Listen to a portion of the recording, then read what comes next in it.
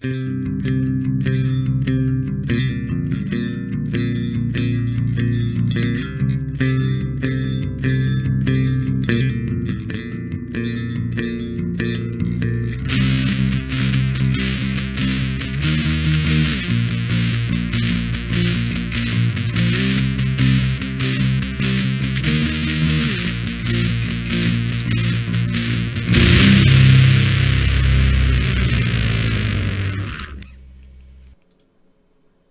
and welcome to another exciting episode of Way of the Brush with me, your host, Kris, aka Mini Wargamer Kris, aka The Name Butcher, aka Mall Out of AKs, aka Hey You Get Off My Lawn, aka I got no more. Way of the Brush, the most informative 120 minutes on the internet on the wargaming lifestyle. We'll talk about painting, terrain, conversions, and everything under the sun. Meaning, no topics are barred. So if you're a brand new viewer and you're not familiar with the silliness that goes on with this show, we'll talk about anything and everything. Usually a lot of painting talk, but it usually devolves into who knows what. So, if you're a brand new viewer and you're attending the show live, you can ask your questions over somewhere. In the chat, you can ask your questions there. And of course, if you're watching after the fact, and this goes for everybody, of course, you can ask your questions at Kris@miniwargaming.com. Of course, you can just send me an email. If you have pictures, send it as attachments. And this goes for everybody, of course. Feel free to send me emails regarding anything and everything. You know, again, usually it's a lot of painting stuff, but that's perfectly fine. That's what this show is about. And of course, this show has always been about helping you guys and, you know, helping you guys become better painters and, you know, just all round, just becoming more knowledgeable in this hobby. And the more knowledgeable you are, the happier, I think, and the more enjoying and fulfilling that this hobby is, especially when you have such a limited time to do the favorite little things, you know, makes it much more fulfilling. So, of course, you can always send it to Kris@miniwargaming.com. Of course, you can also join me at waythebrush.com. It's in the description below. And that is the central hub of all this silliness. It has all the links to the social media stuffs, the Instagrams, the Twitter, and the Discord. Discord's been fantastic. Discord's been a lot of fun. I have Discord up all the time, so, you know, feel free to ask questions in there as well. Join us in the Discord. It's a pretty active community. The monkeys are just fantastic and friendly, and we have many things for everybody to do, and, you know, different topics, and of course, you know, so it's fantastic. Waythebrush.com also has links to the simulcast as well. You'll find one of the pages that has both these videos. So if you prefer YouTube over Twitch or Twitch over YouTube, whichever way you like it, you can post or you can watch from either platform. And of course, everybody loves the Way of the Brush t-shirt. Helps the cause. You know, it's a little bit of merch, and you know what, and you can show that, you know, your support that way.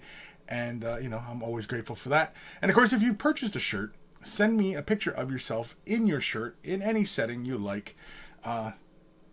Preferably tasteful. But send me a picture of yourself in your shirt, and I'll put it into the monkey shrine. The monkey shrine is just, you know, for everybody to kind of see all the monkeys, and, you know what I mean? And so everybody kind of gets an idea who and what's are going on out there. And so, again, Way of the Brush t-shirts always help. And, of course, Patreon. Patreon's another way you can support Way of the Brush. Patreon supporters, I'm very grateful to them for their contributions, as they help a lot of these upgrades and stuff like that, and just things that I probably would never get around to. I just, you know, getting waythebrush.com up and going was by far and large due to Patreon support. So, things like that. Recent giveaways I was doing with the whole Way of the Brush t-shirt on a Space Marine, which we had 2 winners. It was a lot of fun. And again, Patreon support helps, you know, fund those kind of fun activities. And, you know, it's been a while since we did a giveaway show. I imagine maybe we'll do one maybe by around Christmas time. Maybe. Possibly. So, yeah. So, waythebrush.com. Join us there. Of course, Discord's been a lot of fun, so join us there as well. And t-shirts, Patreon, and all that goodness. And of course, big thank you to Guymere Alfer, aka Carl, aka Beer and Blood Bowl. That's his YouTube channel. Check him out.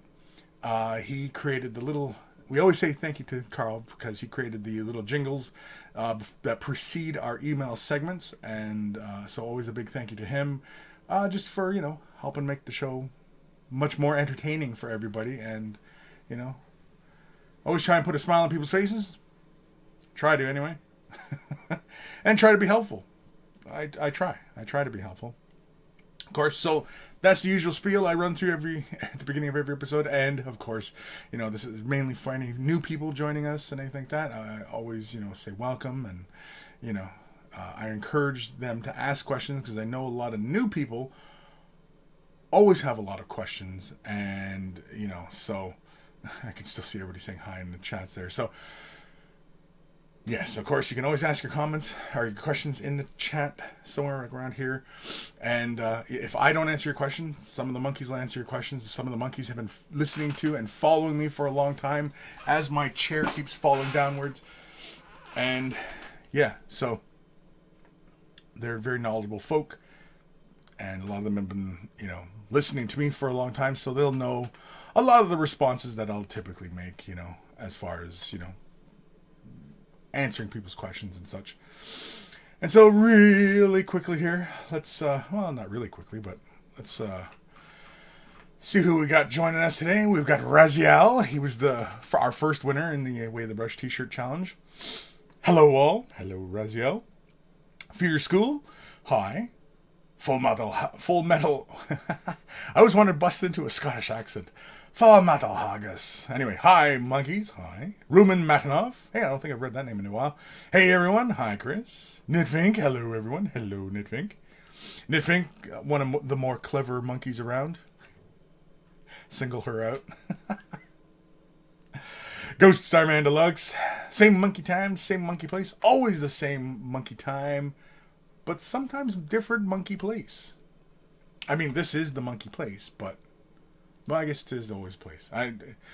Sometimes the background will change, and it means I'm in a different locale, and you know what I mean. And I'm just doing different things. I like to try and keep it fresh, mix it up, keep it interesting, keep you guys guessing. Make sure you guys aren't getting bored, because I know ADD is a big problem nowadays. Aaron Seach, howdy Kris and monkey brethren. Howdy Aaron. Ramvi, hey monkeys, hey Kris. Congo. Will Kris have a short show, or will we go in depth about different cuts of beef? We could go into different cuts of beef. I can't say I'm like that knowledgeable in cuts of beef. I mean, like, I knows what I likes and I likes what I know, but what I don't know if I likes. No, that doesn't make any sense.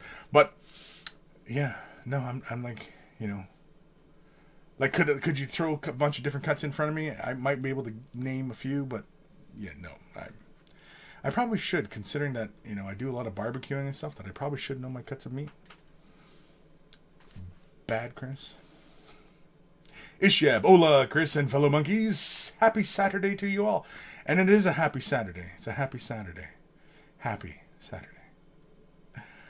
Dave Battaglia, woot. Happy Monkey Day. It is Happy Monkey Day. It's a happy Saturday, so it's a happy Monkey Day. Every Saturday's Monkey Day. It's not a one-day-year kind of event. It's every Saturday. It's Monkey Day. Anthony B, hey Kris. Or hey monkeys. Hey Kris. Yeah. Still recovering from B-Day yesterday. Wife surprised me with dinner and tickets to a hockey game. Many beers later.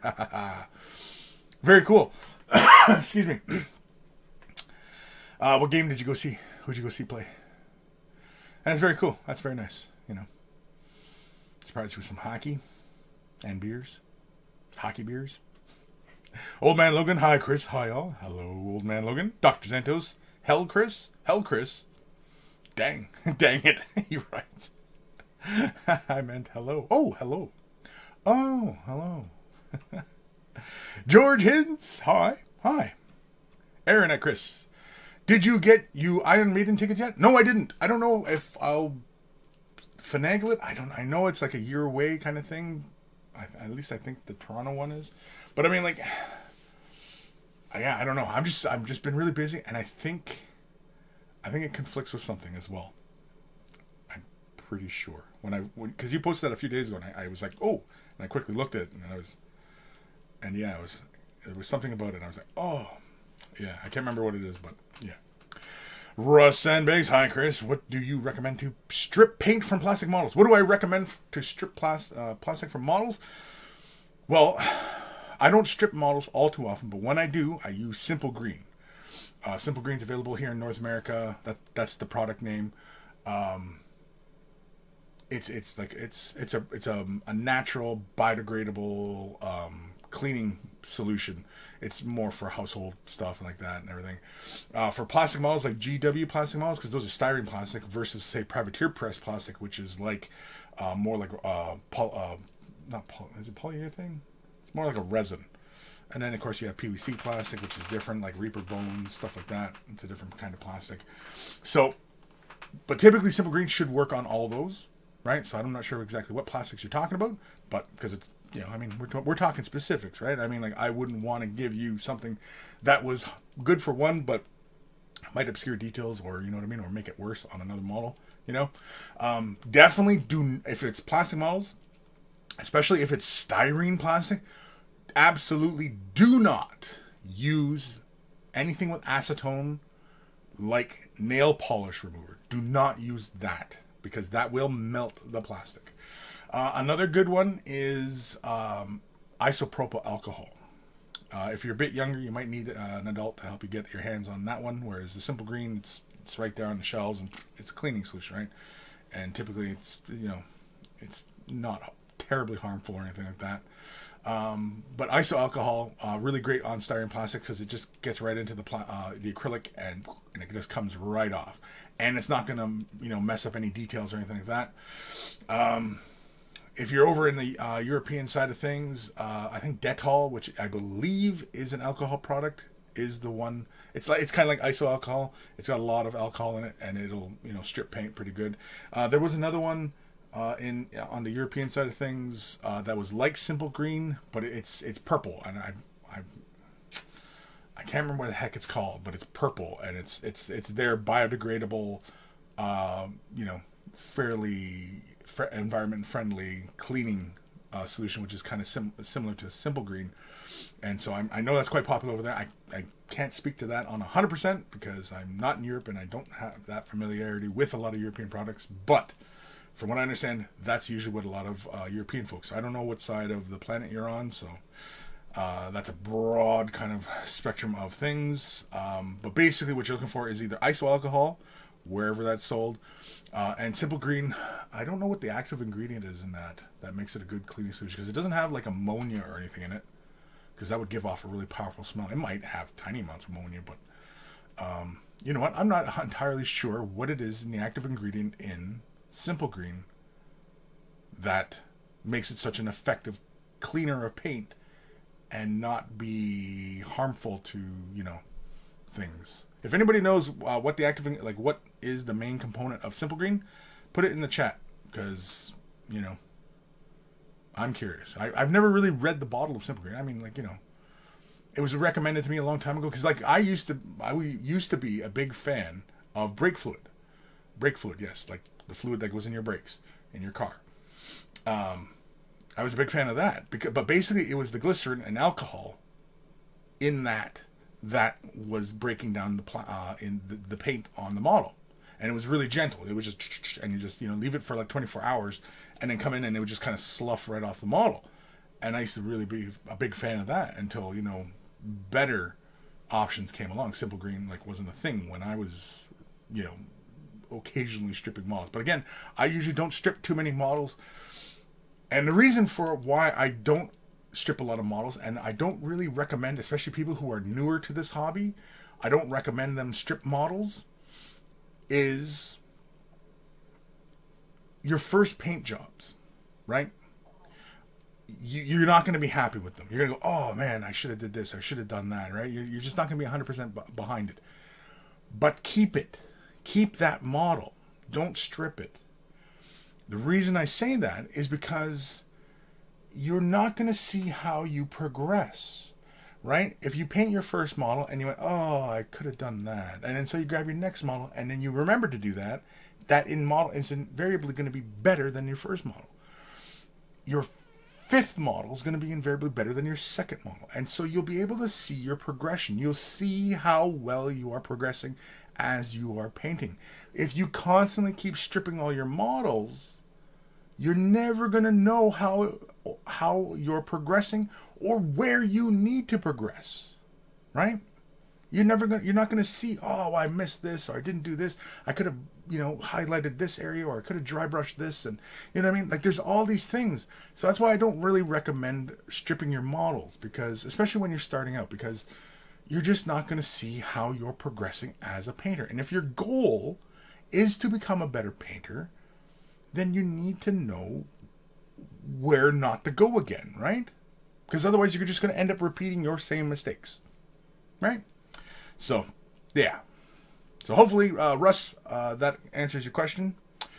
Russ Sandbags, hello. He asked a question, then says hello. It's backwards. George, it's your chair falling. We are lucky it's not your pants that are falling. I'm not wearing pants. Full Metal Huggas, is it email time yet? Holy moly, we just got started. And, hey, I don't know. People weren't sending me emails this week. I've only got a couple, so might be a short show today. Just saying. Remember, this show relies on you guys, not me. I don't make this up. I just run with it. It's all about you guys. If you guys don't ask me questions, I wouldn't do the show. Full Metal Huggas. Question though, Kris. Do you think that GW will bring out a Traitor Guard box based off the new models from the Darkstone set? You mean the Blackstone?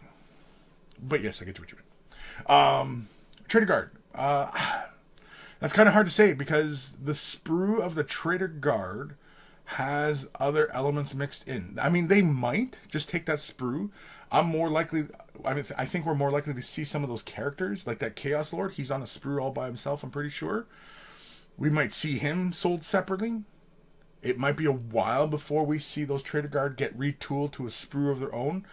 There could be a future Chaos release that down the road, maybe like a half a year from now or a year from now, right? I mean, the next big release that we're all kind of expecting, right, is for 2019, where we're all, waiting for Sisters, right? So, because they promised Sisters 2019. So, or first quarter 2019, right? Wasn't it? First quarter, second quarter? Something like that. I can't remember. It was a while ago they made that announcement. But anyway, so, but right now, yeah, as that Traitor Guard sprue, I mean, like they could, but why would they release the little robots and something else in the sprue? But everything's kind of all on that sprue, right? All the little, because I mean, like really everybody wants those Traitor Guardsmen because there's only the 2 Space Marines, but then there's the Beastmen and the little robot duders, and they're all on the same sprue, right? So I don't know, unless of course those robot duders get included in the thing and Chaos Beastmen are a thing, and you know what I mean? Like maybe. Why not? I mean, it wouldn't hurt anything for GW to sell that sprue, to sell all the sprues. GW really should bring back like the bits and sprues, where you can just buy the sprues, right? So even sprues they sold from a couple of years ago or 10 years ago, right? Since Space Hulk, let's say, since they released Space Hulk, you should be able to buy those Space Hulk sprues, right? Because it's well past the promotion of that box set. And really, everybody who's going to really want to get that box set would have probably already gotten it by now, or are really interested in those models. And so it would be nice if they offered their bits again, and the big sprues, or even if they just had like kind of like how bits people do. But then it requires somebody sitting there clipping all these sprues for you, and then there could be errors there and miss whatever. Whereas if they just offer the sprues, bang, you pay for the sprue, boom, you're done, right? That would be cool. But, yeah. But I don't really see that Traitor Guard, that sprue being sold separately. I don't see it. I'm not saying it wouldn't happen. You got to look at the trends, what Games Workshop does. And so far, they've never really done something like that. Like, they've released individual models. Like, when they did Silver Tower, there was individual models. But then, in like the Beastmen, the Trivegors, or whatever the heck they were on the sprues, they were mixed in with other stuff, but then they released them separately on their own sprue. It's like they took those CADs, made their own sprue, and then, you know what I mean? So these Traitor Guards might be for future rollout of Chaos stuff. So that's probably more to what you should be watching for, right? Is when they do a big Chaos release. Because Chaos, other than Nurgle stuff, what was the last Chaos release? Like generic Chaos release, right? And I know like Chaos Guardsmen, that'll sell like hotcakes, right? So, you know. Johnny Chop Shop. Kris, thank you for having the show today. Well, you're welcome, Johnny.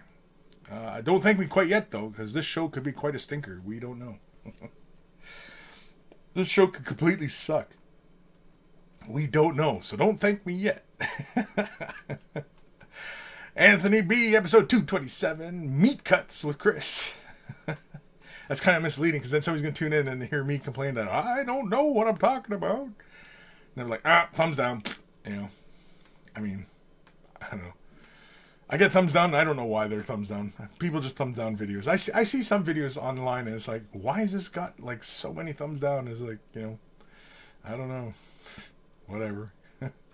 Ramby, Saturday evening, that is. Saturday evening. Oh, yes. Nathaniel, hey, Kris, and hi, Monk Eyes. Hello. Anthony B, Kris, we got to see Golden Knights lose to the Blues. Oh, jeez. I assume you're rooting for the Golden Knights? Ghost Starman Deluxe, every Saturday is Day of the Brush. Day of the Brush.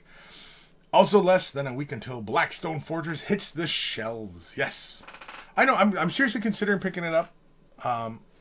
Just because it's a board game and it looks interesting and fun, and yeah, so yeah. And I'm falling again. I think this little hydraulic on my chair is getting worse by the second. Aaron Siege at Kris, 2 shows back to back in Toronto. See, I didn't notice that. See, because I skimmed it. I was at work when you had posted that one, and yeah. I'll have to have another look. Because I mean, like, I'm kind of in the area where basically, like, I could go to Toronto, like an hour and a half drive. I could go to Buffalo, which is like a 30-minute drive. Niagara Falls, it's like less than a 30-minute drive. I mean, go almost all over the place, right from this point. Bleep Bloop, hello, made a show live for the first time in a while. How's everybody doing? We're not too bad. Bleep Bloop, Bleep Bloop. Bleep Bloop. I can't stop doing it. Bleep Bloop. The Welsh Bloke, hi all. Hello, Welsh Bloke. Nathaniel at Kris, as we were discussing brushes last stream, I bought a sable brush for comparison. Sable brushes do behave differently, but all the more reason to learn how to handle synthetic brushes.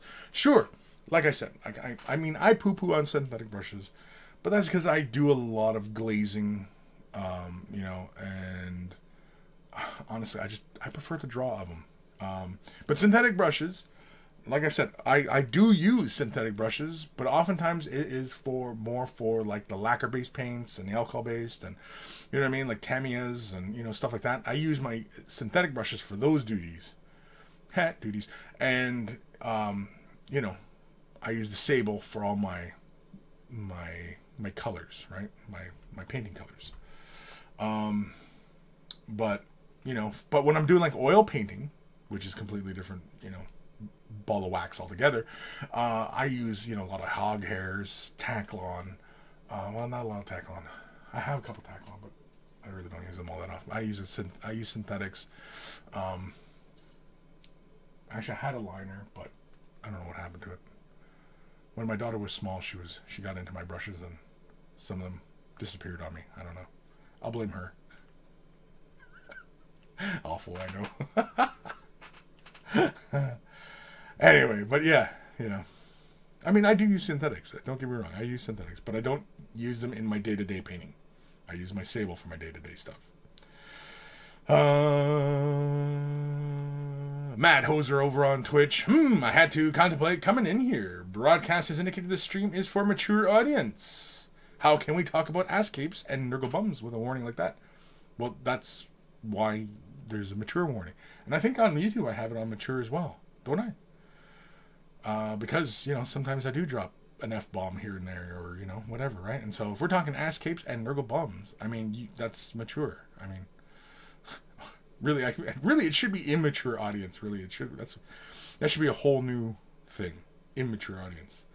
This stream is only for immature audiences, right? Because that way we can go into whatever kind of toilet humor we want. Really, you know. Aaron Siege, Simple Green is in an ultrasonic cleaner is great for stripping models. Yes, if you have an ultrasonic cleaner, yes, by all means, fill it with Simple Green, plop it in there, and yeah, it works great. Stinky Diver, Simple Green is a degreaser, basically hardcore 409. Sure, but what's the active ingredient? Ishab, I heard that the active ingredient in Simple Green is people. It's people. It's people. See, only old fogies like us get kind of a reference like that. Usually a lot of younger kids don't get that one. Simple Green, I don't get it. Why? It's people. I don't get it. You uncultured kids. Get back to school. Congo, I mean, not that they teach that in school, so I don't know why I would say good to get back to school, but anyway. Congo, we also have purple power. Purple power, that's it. Purple power. Purple power. Beep, beep, beep, beep. Whatever it's called here in the US, similar to Simple Green. Okay, so do we have purple power in North America and Simple Green? Do we have purple green? Or green power? Or simple power? The Welsh bloke, Dettol is disinfectant.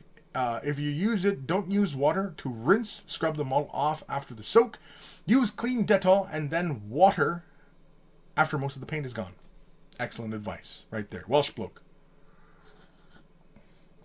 And with a name like Welsh bloke, I would assume he's in the UK. I would assume. I could be wrong.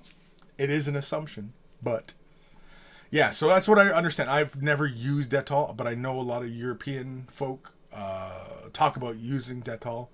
And from what my research was, is that Dettol has a large amount of alcohol in it, and so that's why it gets used, because it'll penetrate water-based acrylics, get in there, scrub it off, boom, and the paint comes off.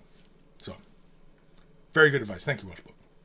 Mad Hoser, Simple Green bottle I have has no ingredients listed on it. Give me a bit, I will find out. Sure. Jacopo Mungio? Is it Mungio? Jacopo? That's right, because you're in Italy, right? I mean, not based on the name, but I remember from conversations that you were talking about. I'm pretty sure, or was it Malta? No, that's somebody else who's from Malta. Anyway, hi, Kris. I just read it. Hey, name butcher. That's screw it. That's all I'm just gonna chalk it up to is name butcher. Name butcher.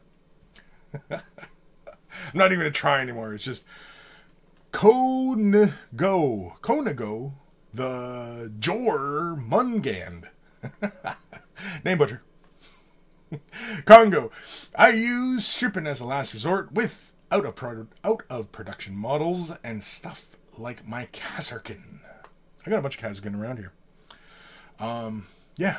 I mean, stripping has its place within our hobby. Don't get me wrong. Stripping has its place. But if you're new to this hobby, I don't really recommend it. Because, I'd like to see you guys progress, and you can learn from your earlier mistakes. That's the only way you're going to learn, is learning from your mistakes, right? Disco Duke, hey everyone, hey Disco Duke. Mad Hoser, water mixed alcohol, ethoxylate, tetrapotassium, pyrophosphate, sodium citrate. Jeez Louise. Okay, well, from what I gather, the alcohol and the phosphate and the citrate are all really good. They're really good at penetrating and cleaning. Because I know citrate, I've used citrus-based products for cleaning my brushes before, and it's often used as a thinning agent. Sometimes it's usually a cleaner because the acidity and just whatever makes up citrate is just good at breaking down like paint and oil-based paint. More organic, I guess. I don't know. But citrate gets used a lot. If you have any like cleaners and stuff like that, and you smell citrus, like it smells like oranges or something, then yeah, that's what's in it, and that's why it's there, because it's a good cleaner. I think there's actually like a Windex. Yeah, this is Windex. Like a window cleaning product, and it uses citrate. I'm pretty sure, or maybe they just added to something. I can't remember. Something like that. Nathaniel Blackstone, you mean Black Fortress? Well, in Necromunda, or not Necromunda, Battlefield Gothic, they were called Blackstone Fortresses because it's a black stone fortress, right? But it's Blackstone Fortress. Yeah. And it used to be like, you know, big mystery, and like, you know, what these things were, where they came from, who made them, what was their purpose, and get the hell up. Oh, I keep sitting on myself here. Fire Drake 18 at Kris. I have finished my Rogue Traders, not the Gellerpox, so hopefully you'll have some picks next week. Cool. Thank you. Awesome. Send it in. Dark Vision. Hi, Kris and people, or everyone. Hi, Dark Vision. Sir Peanut Butter. Morning, peeps. A little late. No problem. You know, it's not, you know, it's not a classroom or anything. It's not like I'm sitting here taking attendance, like, with a stick, and, you know, you guys are freaking late again. Jacopo, does Art Coat come matte as well, or is it gloss only? Do you know any good, not shiny mini protectors? Okay, Art Coat is a gloss.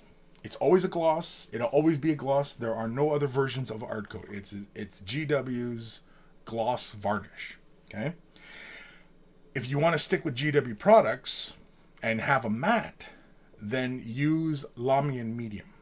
And Lamian Medium gives a nice even matte finish when you just lay just a nice even coat of it on a miniature. It's nice and matte.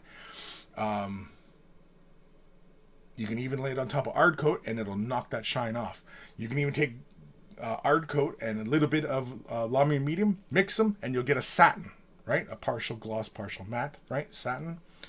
Now, any other products out there? Well, I'm a fan of Vallejo's matte varnish and gloss varnishes and satin varnish. Some of them come in bigger bottles. Shop around for your prices and stuff like that. They're all pretty much the same. The gloss varnish and the satin varnish are not thick like Ard Coat. Ard Coat is like it's like the paint, right? It's very kind of thick and goopy. That helps it retain its glossy quality. Whereas Vallejo, it doesn't feel quite as greasy like that. And the matte doesn't feel as thin and watery as, say, Lamian Medium. Lamian Medium feels very watery.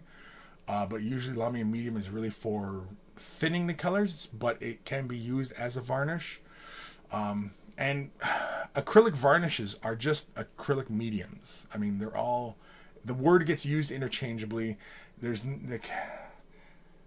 Until they change the chemical structure of these things, you know what I mean? And where it's a proper varnish, like in a sense that it dries hard and like a solid finish. You know what I mean? Like a lot of lacquers will have varnishes and they dry hard, right? Dry hard, die hard. And, you know, versus the thinnings where, you know, it's just liquids, and sometimes some of them are retardants or slow dries, and so they'll slow the drying process. You know what I mean? Like, there's all these different things, and so... But to answer your question, Jacopo, Ard Coat is always a gloss. There is no matte version of it. But in Citadel's line, Lamian Medium is a matte finish. It'll give you a matte finish. You can lay it on a model surface, and it'll kill that shine right off the surface. It doesn't change the colors or anything like that. It just is a clear coating, but dries with kind of matte. But, you know, with a matte finish, kind of things kind of look... they just look matte. I don't know. I'm trying to think of how to describe it. It's... Because when you have a gloss finish, the colors seem kind of bold. You know what I mean? Like a black looks really, really bold. But when you do put a matte finish on a pure black, because there's more light scattering on its surface, it almost has a bit of more of a lighter tone. It's a desaturated kind of look. Whereas gloss gives you like this hard color look. Which is why I usually prefer gloss or next to no varnish at all.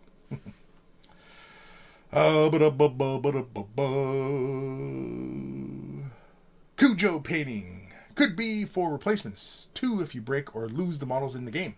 Sure, yeah, excellent idea, right? If they had the sprues available, right? You come in and it's like, oh, I'm missing guys, or oh, these are all warped or miscast or whatever, right? Yeah, they should totally offer that. I mean, if it's miscast, then usually GW is pretty good at sending you another sprue, but you never know. Fire Drake 18, Kris, since Matt is doing D&D, maybe you could cover Blackstone Fortress. No, I think Matt is going to cover Blackstone Fortress. I think they're going to play some games or something. I don't know. I don't do scheduling, and I'm not aware of what the, what's coming down the pipe, essentially. I mean, other than what anybody shares with me. I mean, otherwise I'm not. And I mean, like, I have access to our calendar, which shows what we're doing, but I often actually don't really look at it. It's not that I don't care. It's just, if it doesn't concern me, I don't care. I know that sounds really kind of narcissistic, and but I mean, I just try and do my job. I just try and get my job done. Congo, if trend continues, the heroes will become individual sprues. Probably, yeah, probably. Dave Patelli, as an orc player, I'd love to be able to be able to buy sprues. Orcs are all about kit bashing. Yes, definitely, right? Even like the accessory sprues. Yeah, yeah, if all the sprues were available and even the accessory sprues were available, you could just kind of pick and choose and just, grab whatever bits you want, and you know what I mean? GW would probably charge you an arm and a leg, but, hey, whatever, right? But yeah, I mean, like, having their sprues available, just opening their sprues up to everybody, I think it might be worth time. I don't know. Maybe it wouldn't be. Maybe it wouldn't be. I don't know. I can't say. I could not say. Old Man Logan, art coat is only glassy lamy medium as matte and can be used in a similar fashion at Yakubo. I wish you'd have put that first so I wouldn't have read the whole thing. I read the whole thing. I was like, oh, blah, blah, blah, blah, at Yakubo. Oh, son of a beehive. Sticky Diver. Forgeworld has Renegades and Heretics Index. It is basically a skeleton, but it has some potential if it got some warlord trait stratagems and whatnot. Fingers crossed. Hopefully one day. Yeah, you know what? I don't have a lot of faith in Forgeworld's writing currently. I don't know why. The Index Xenos from Forgeworld, they didn't really, a lot of the things were disappointing. I mean, as an Eldar player, and I'm going through the Eldar, I'm just talking in that regards, the Eldar stuff. I was really disappointed in some of the stuff, how prices stayed high, lost abilities, you know what I mean, or lost extra weapons or something like really it's the vampire. One of my biggest gripes is the vampire. And it seems like there's more and more people out there with vampires. I'm seeing more and more vampires in galleries and stuff like that. And they just, I don't know, the vampire, initially it used to be, because I have the Vampire Hunter, which is the one with the pulsars. And it has a scatter laser in the nose, it has missile bays underneath, and it has the 2 pulsars. And I would assume it would shoot similar to the Scorpion, because it has 2 pulsars and it's considered twin linked, and it's been considered twin linked on the Vampire for a long time. But then they drop the missiles. There's these big details underneath the body, and they're missile bays, just like the Phoenix Bombers, which is another one I have a gripe with. The Phoenix Bombers, and they have these bays of missiles that are imagined as it's flying, or as it's, it kind of banks or whatever, and it's like the Dark Reaper missile cone, it's like the Dark Reaper thing, but the missiles are recessed into the body, so they just come spraying out of these holes. That's what we'd imagine, right? And so, they don't have that so much. And the points initially when the Index released, the points for the Vampire was over 700 points. Fine. But then they came up with the last frequently asked for it, and they doubled its points. With what the hell? And same with the Revenant Titan. I don't have a Revenant Titan, but it used to be a 900 point model, which was pretty high for that model. They put its points to 2,000. So what is the Phantom Titan? 4,000? I don't understand what's going on there, and so I'm kind of leery of Forgeworld's writing process right now. The model's fantastic. The writers, not so sure. Congo, Thousand Suns, and Nurgles are currently the ones with new kits. Slaanesh is getting some plastic kits, and Korn is getting a plastic kit in the Slaanesh Korn box, if I recall. Cool. Doc Xantos, beep boop, I'm a robot. That's what I said. Beep boop. Beep beep boop. We'll all start talking like R2-D2. Dark Commission, episode 227, reporting for brush duty. That's funny. I like that. Dr. Xanto, simple green is made of orcs. It is made of orcs. But one can imagine what fluids we're getting from orcs. Ghost Star Randolph's never even seen the film it's from, but even I get why simple green is people. Well, you gotta watch the movie. It's a classic movie. Classic movie. Gotta watch. Nathaniel, has anyone ever tried to strip minis with hydroperoxide? I think so. I might even have tried it way back in the day. I don't recall being terribly successful with it. In theory, it should work. But yeah. I mean, try it. It shouldn't hurt the plastic underneath. If it's like styrene plastic, like GW plastic, it shouldn't hurt it. I don't know how effective it's going to be, though. You're probably more effective getting a bottle of iso alcohol. Rubbing alcohol. But iso alcohol, like the 90% stuff, is going to, like, cut right through it. But definitely don't hit the liquor cabinet, because you might get beat for that. You might. I don't know. You might get the beats. Just saying. Congo, yeah, Purple Power and Simple Green are both in the U.S. at least. Oh, really? I didn't realize Purple Power wasn't. Oh, wait, maybe. I knew Simple Green, but I thought the purple stuff was the European one. Anyway, George hints a not smelly alternative to Simple Green is totally awesome. Sold at the Dollar Tree and some dollar stores. Totally awesome.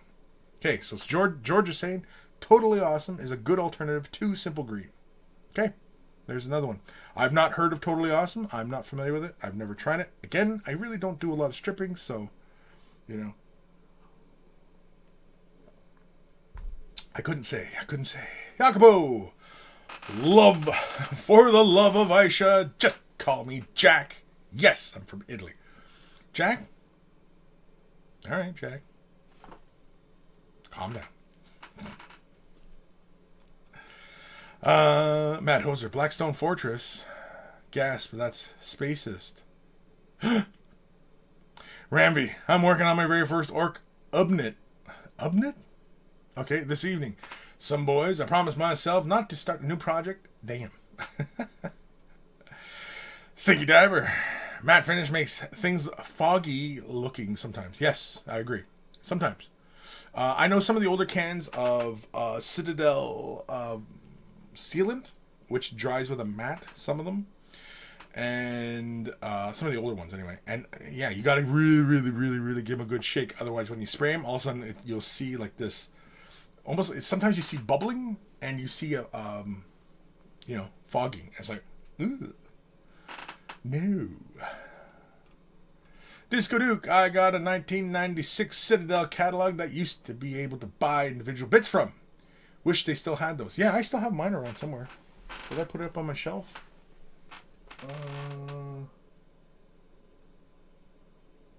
What the hell did I do with it?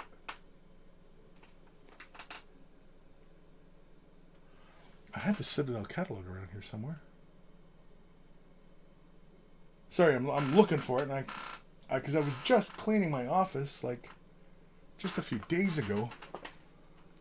And I don't see it anywhere. Weird.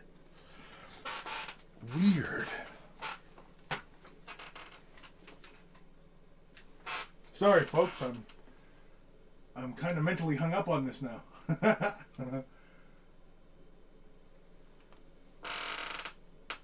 Yeah, I don't know. Disappeared on me. Unless it's right in front of me. No. Oh well, screw it. Who cares? Who cares? Who cares? Who cares? Who cares? Who cares? Who cares? I do. I don't know where it went to. I had the old catalog. I think it was like, I think it was 99. Or maybe it was 2001. One of the two. Oh well. Yeah, so thanks for kicking in my OCD there, Disco Dude. Aaron Siege, episode 227. He said hard coat. Hard coat? Hard coat. Hard coat. That's a coat that's hard. Fire Drake 18, I believe GW went after everyone who's selling their bits after they stopped doing it. Classic GW, stop a service and then try to sue anybody that picks up the slack. Yeah, which doesn't seem right, bro, because I mean, like, if you don't offer a particular product, then why should you legally be able to stop somebody from offering that service, right? It's kind of like, you know, a car wash that used to offer, you know, waxing your car, but then the car wash down the street says, well, we'll wax your car. Okay, well, great, I'll go there because I want my car waxed, right? I mean, you know, why would they be able to get to sue those people for offering a car service that's exactly the same thing, other than offering, you know, an additional service, right? Whereas if you offer the additional service, you know, that's kind of baloney. You shouldn't be able to sue over that, you know. But anyway, Dark Commission episode 227. They doubled its points. I mean, oh my god, peeps! I know, that's what I'm saying. Like, man, they doubled its points, and I was like, that's bull. Like, arbitrarily, just doubled its points. The vampire, like that chaps my ass. They doubled that point. It went to 1,500 points for my vampire. I mean, like, I don't even know if I would take it in a 1,500, like, or 1,500 point game. That'd be really cheap, right? But I mean, like, you know, it just makes it really expensive. Now, mind you, it is a really great plane, and in its current rule system, it is quite dirty, but not really. It's just got a really powerful gun. I don't know. I don't think it needs to be doubled. Either it's, you know, refine the rules or bump up the points accordingly. Just arbitrarily doubling it? I mean, like, it seems ridiculous. Giant Chop Shop, Way of the Brush, episode 227, rated for immature audiences only. I like it. You know what? I'm gonna using it. I'm using it. Rated for immature audiences only. Because. I mean, you know, I'm not saying that, you know, we're the most mature people around, but, you know, I don't know why that keeps doing that to me. Silly program. But that's it. Rated for immature audiences only. Because, you know, that's what this show's all about, right?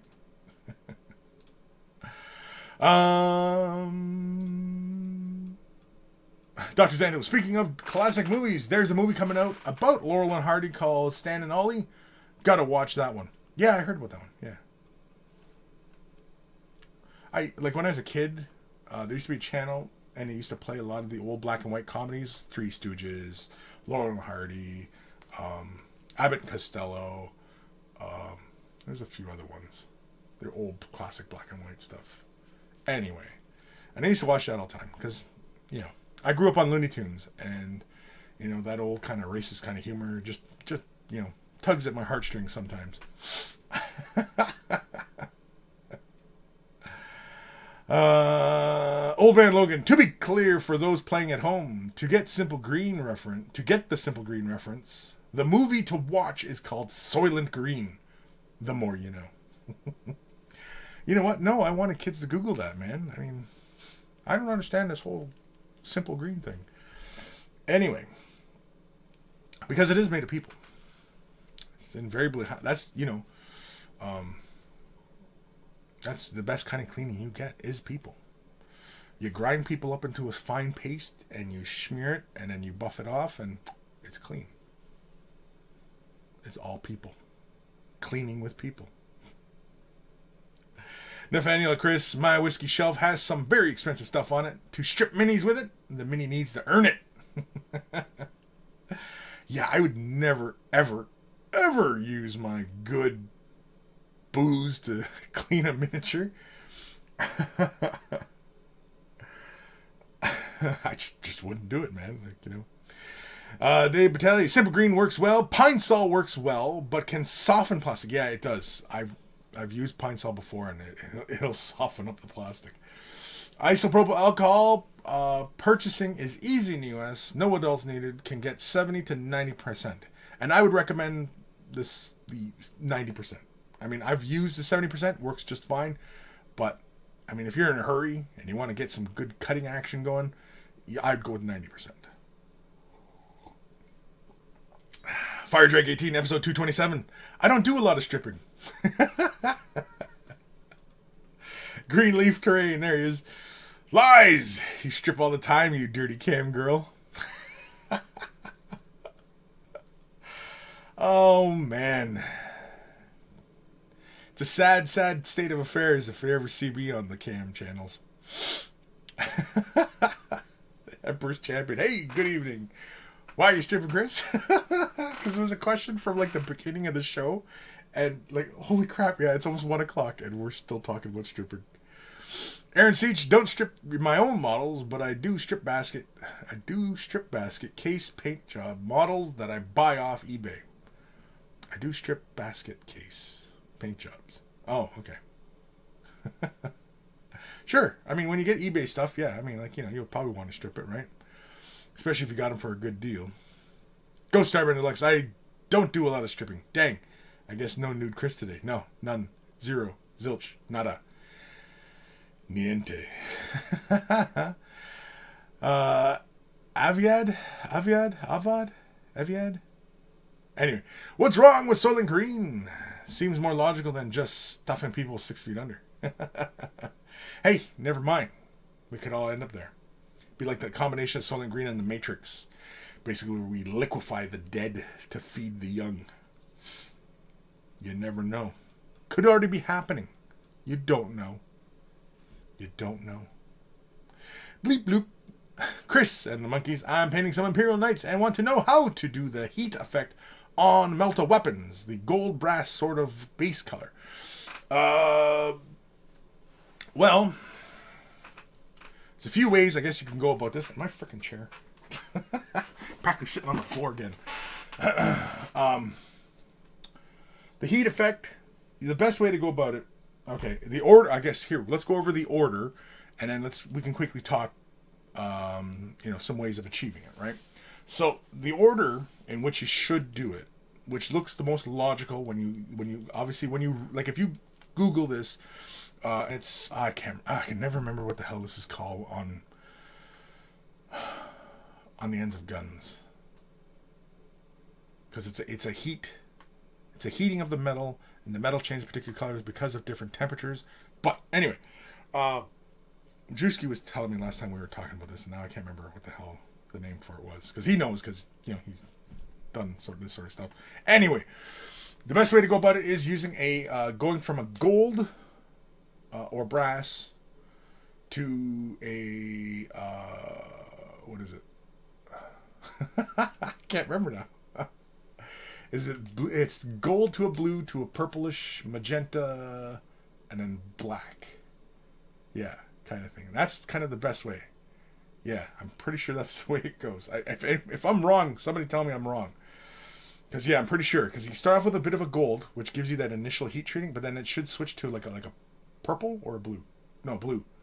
It should switch to a bluish.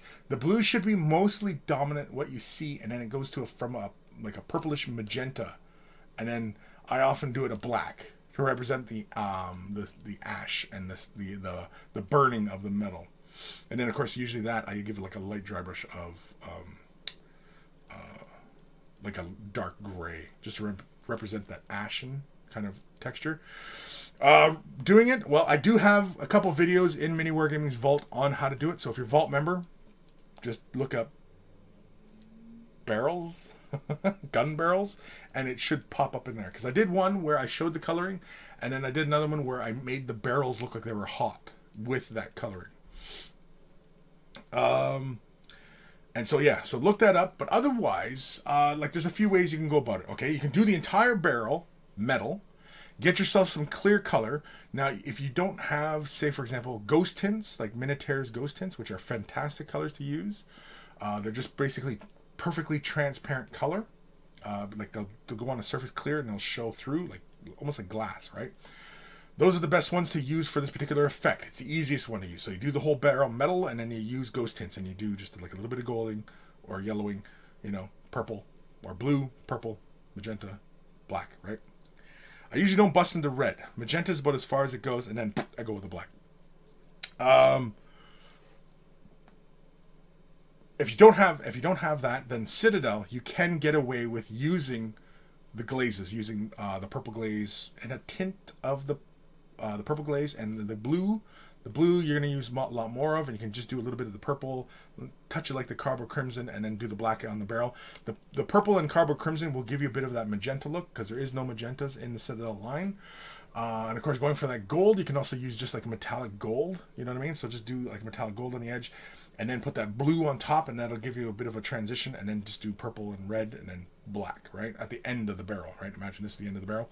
So that's another way you can go about it. Another way you can go about it is find yourself colored metallics and just paint the colored metallics on the ends of the barrel, right? So you can pick yourself up like a metallic gold, you can pick up metallic purple, metallic blues, metallic reds, right? You can use those, and you can create that effect with metallics, and then, you know, finish it off.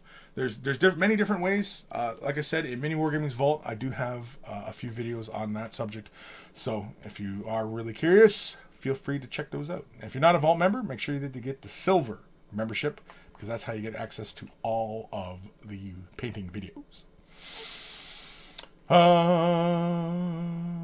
Matt Hoser, okay, monkeys, play nice. I got the scoot off. See yas next week.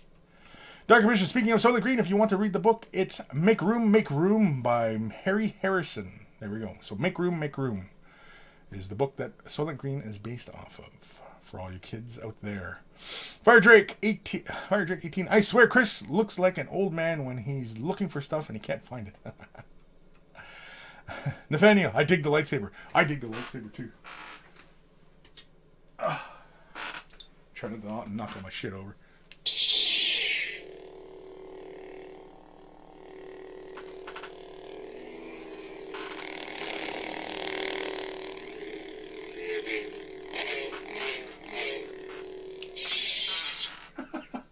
Everybody's tuned in and just to watch Kris play with his lightsaber.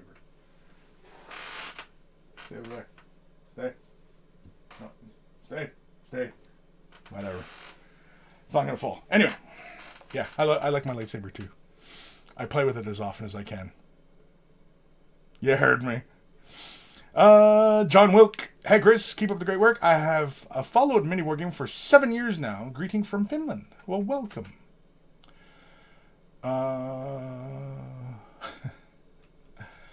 Where am I? I'm just gonna jump past some of these because I think these are like I'm getting way behind in the comments here. Aldari Lamborghini at John Wick. If you don't already have it, we have a Way of the Brush Discord. Cool. Ruin Batnoff, spoiler alert. Sorry, I'm just kind of quickly going through here. Ramvi! Monkey King in the nude. Oh, the horror. Exactly. I mean, who the hell wants to see that? For God's sakes. You gotta be some sort of sicko. Sicko! My God, man. You must be some sort of sicko. Raziel, Kris, the reason GW has a legal case over the sales of sprues and bits is because it is still their product being parted out and resold. They have legal rights over it. Okay. Sure. But what about the second-hand market? Right? Ghost Star knows. Muzzleburn? Is it Muzzleburn? I can't remember. What the hell is that? Anyway. Sorry, I'm just speeding over a couple things here. Nathaniel at Kris, did you mean muzzle brake end of the barrel? Well, you know when you get that discoloration at the end of the barrel because the barrel's heated. I always want to say it's like heat treating, but it's not heat treating. It's And it's not, is it an oxidization? I didn't think it was an oxidization because it's the heat it's the heating of the metal, and the various colors are particular temperatures that the barrel or the metal has gone through. Something like that. Anyway, Avid. Anyway, yellow, orange, magenta, blue, purple. Yellow, orange, magenta, blue, black soot. Is that the order? I don't remember using orange. But I will say, sure. I can't remember. I'm man, oftentimes when I create these things, I just create them and I forget them. It's like fire and forget. You know what I mean? It's like, Kris, how do you do this? Well, here's how you do it. And you know what I mean? Okay, once I've committed it to a video, sometimes it just goes out of the brain. No, it's all there. It's just, you know, I don't know. But I mean, a quick search and Google, you know, heated barrels, and it should give you some real pictures of what overheated barrels will look like. And then, so you just imitate that, right? Bleep bloop, lead belcher, golden, purple, blue, and then the tip is black. Is it blue last? I thought it was blue was right after the gold. I can't remember. Because it's not an effect I use a lot, right? I mean, I play Eldar, and I think I only have that kind of effect on a couple things. Otherwise, I don't use that effect. Dr. Zandis. Oh, damn! You should have seen my face when I heard the lightsaber noise.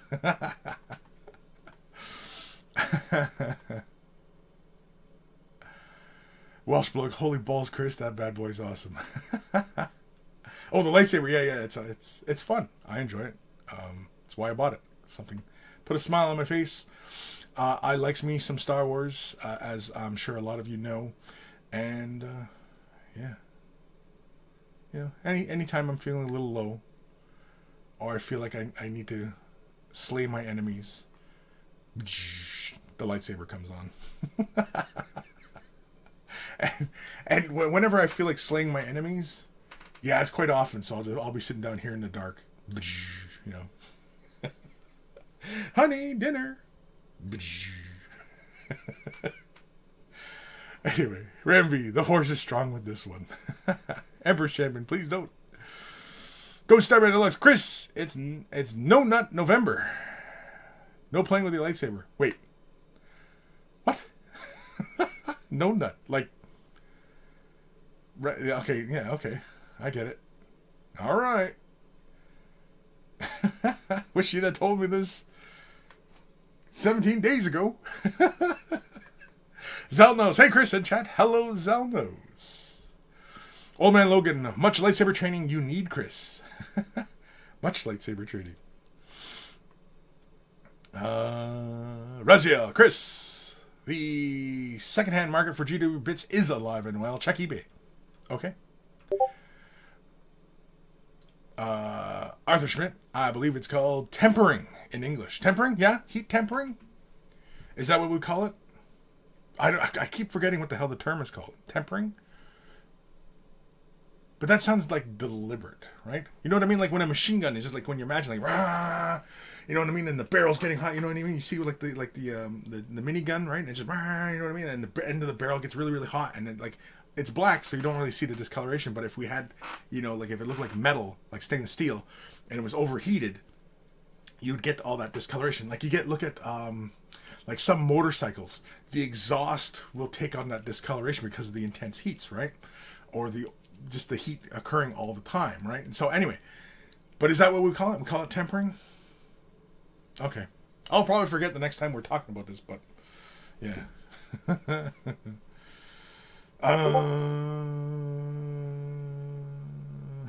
What is she up? Isn't the color spectrum red, orange, yellow, green, blue, infrared, violet? Ultraviolet? Infrared? Violet? That's what I thought I learned a million years ago. Isn't that what the color changes should be? No, because the color changes are dependent upon the temperature of the metal reaching. So when you see that discoloration, that's because the heat is not even along the length of the barrel. So it's at its hottest near the end, and it's slowly creeping. So if you were to like run that gun to the point where it was probably the entire thing was glowing, that whole barrel would have all those cycles of coloring. It'd probably be where like the color where the color change is occurring, and then the rest of the barrel would be just scorched, right? So really, like the color band that where you see the different colors, that length should be like, I guess, how consistent the heating would be of the metal, something like that. Anyway.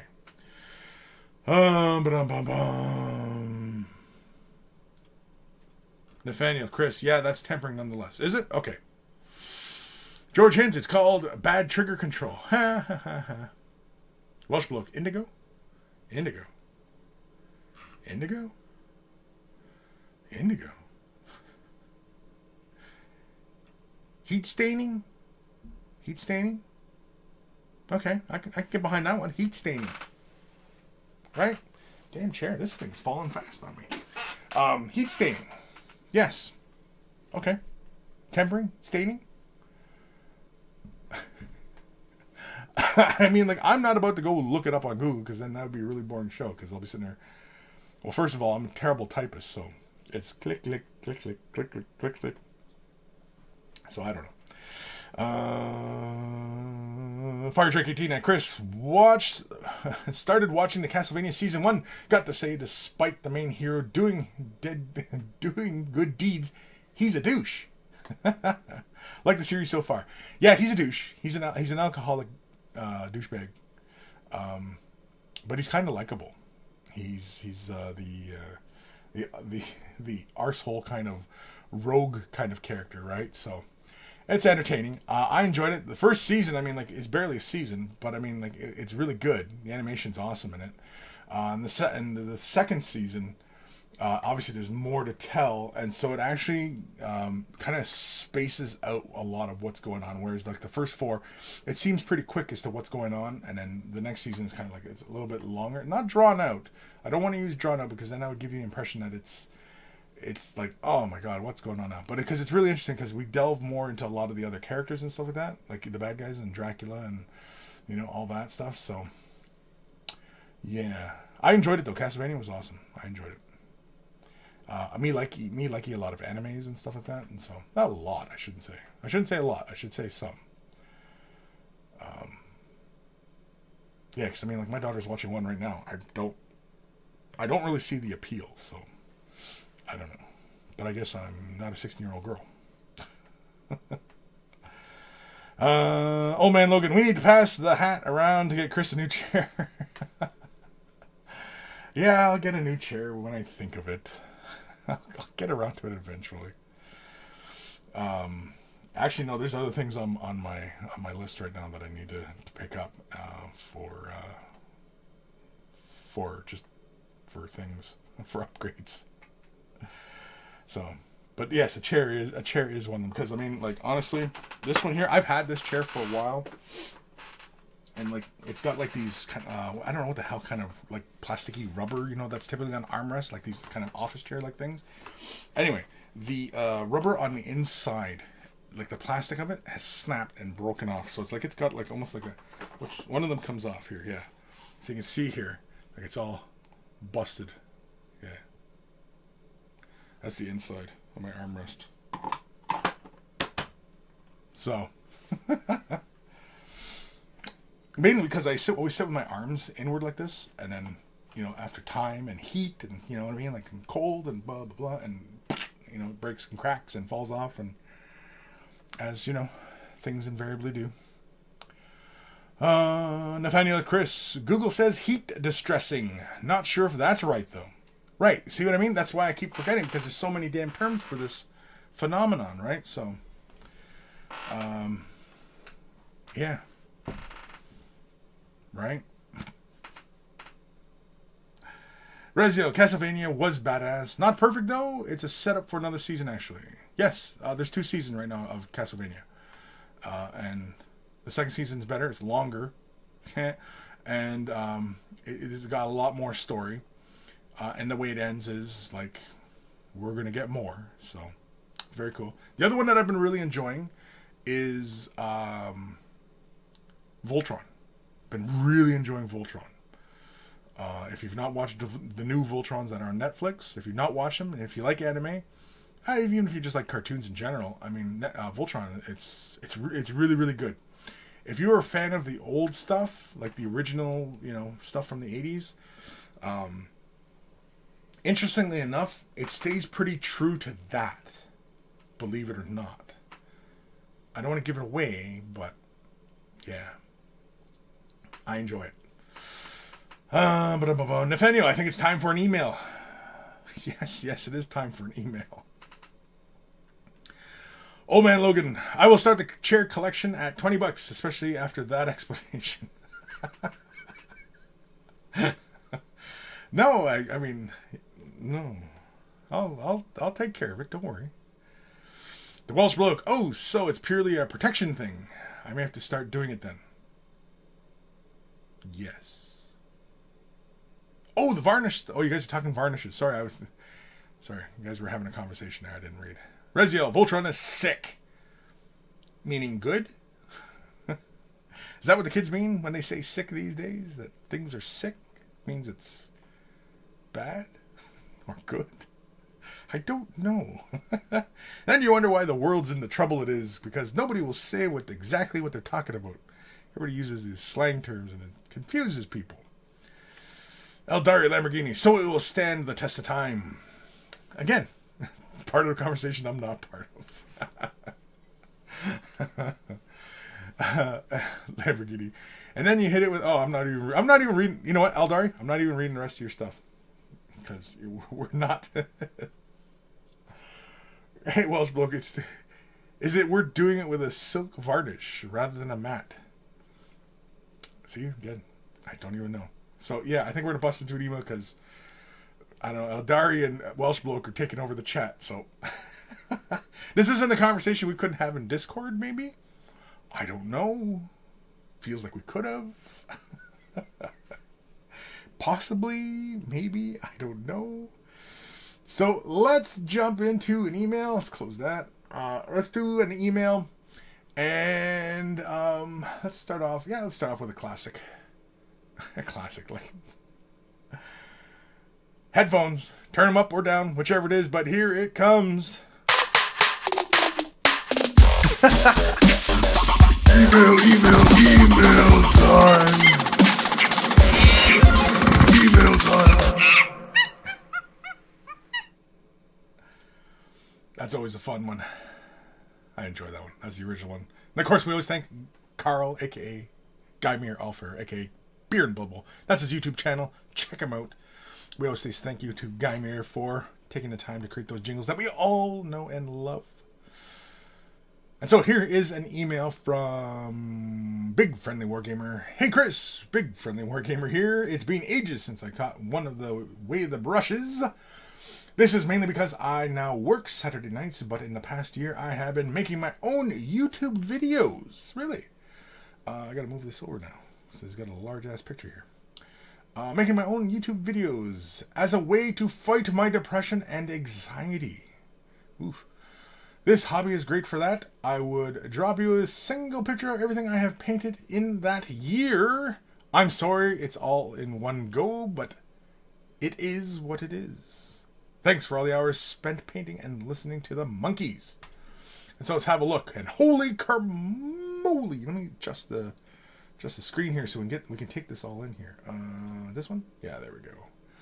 There we go. And so this is Big Friendly Wargamer's effort. I do believe only sent one picture, which is fine, but like, look at this. And of course he's got a nice, neat, orderly... Ooh, there's Pringles down there. He's a Pringles fan. We're supposed to be looking at the models here. I'm looking at his garbage on his floor. Oh, it's not a garbage. Maybe it's something else. I don't know. Maybe he's using it for storage. But either way, very good. Looks like he's got a decent amount of light in his setup. I would recommend more.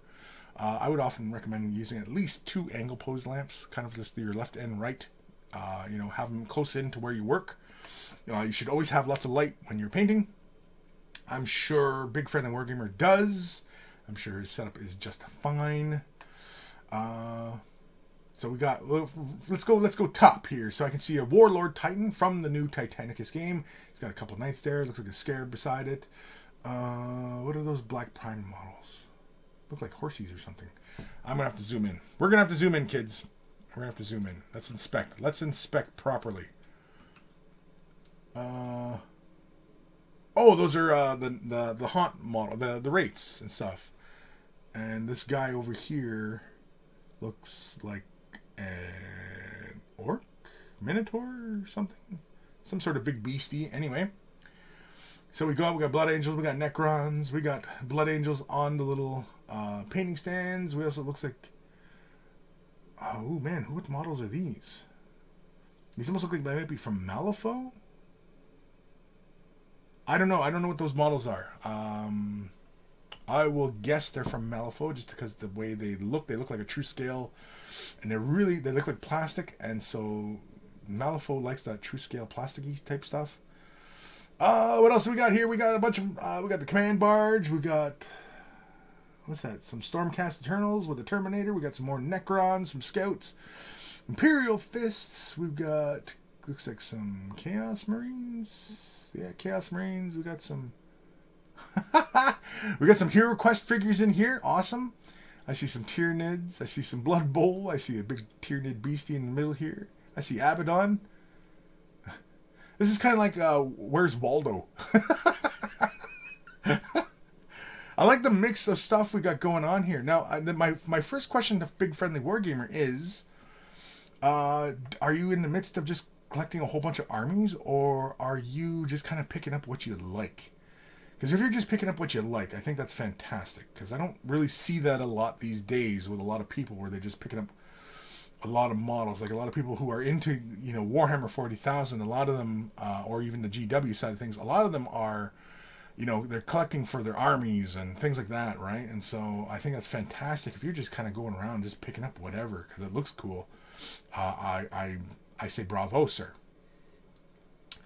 Yeah, I see some more Blood Angels. I see some Grey Knights. I see a Librarian here. Looks like some, what are those, Turvagors or whatever? The Silver Tower box set dudes. I mean, it might not be Silver Tower. He might have picked up a box set. I don't know. Looks like some 30k World Eaters. We got some Fire Slayers from Age of Sigmar. We got some Harley Quinns. Looks like we got some ghouls or something down here. More Termagants. I like the color scheme on the barges here. I can't remember what the hell these things are called. Stupid Necron things, anyway. Excuse me. I think I'll just call them stupid Necron things. Because, they're stupid Necron things. Lovely paint job on them. Lovely paint job on your stupid Necron things.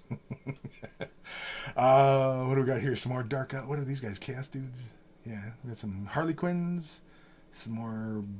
what are these? Blood Angels? Raven Guard? Are these conversions?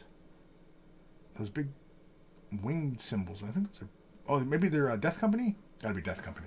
And then, of course, he's got the... what is it? The Star Reaver? Void Reaver? No, Void Reaver? I've got the instructions around somewhere. I've got a couple of these models. But anywho, thank you, Big Friendly Wargamer, for sending that in. Awesome stuff. It's kind of fun, Oh, he's got them sitting on his laptop. Oh, so he's got his laptop going. See, now I'm inspecting the desk, right? I like you got all your bits kind of categorized and things. Let's have a look quick at what's tools going on here. So I see some super glue, some drill bits. We got some decals, transfers, or decals, as anybody likes to call. Looks like we got a emery board for filing, doing some fine filing. We got clippers and snippers, old style snippers. It looks like we got some files in there, some sculpting tools. So it's basically got all his tools up there. He's got his tools up there. Sponges, scissors. What's that? Plastic glue? Plastic glue. It's a paper towel. It looks like. Looks like we got another paint rag on the right over here with some paper towels. Of course, he's got a camera. Oh, that's right, because he said he was doing some filming. You didn't leave me a link, though, Big Friendly Wargamer. You didn't leave me a link to your channel.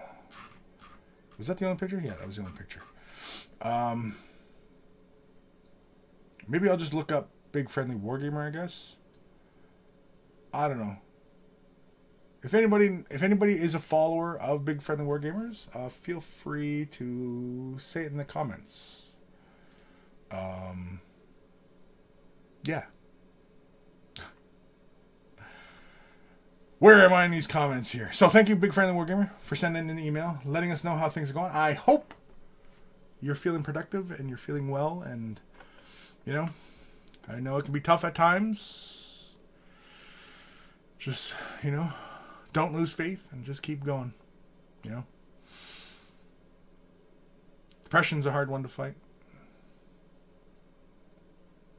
Just, I know it's not much help of saying, well, don't let it bother you, but you know, try. You know, try and stay positive. Try and, you know, concentrate on the things that you know make you happy, and do the things that make you happy. You know what I mean? Like, provided it's not the expense of other people, of course. I think that's always a given, right? But yeah, you know, and of course, if you know you don't get time to sit down with your models and stuff like that, then obviously that means other things, you know, need your attention. Take care of those. Don't let those things build up. Don't avoid problems. Handle them directly. You know, it oftentimes takes a bit of courage. But, you know, if you're here today, you're still fighting, you're still battling, that means you're brave. It means you're ready to fight and keep fighting, which is good. People say, oh, no, fighting is bad. No. Fighting is good. Fighting means, you know, you're staying alive. You want to survive. You know, it's a good coping mechanism. It's worked for humanity for thousands and thousands of years.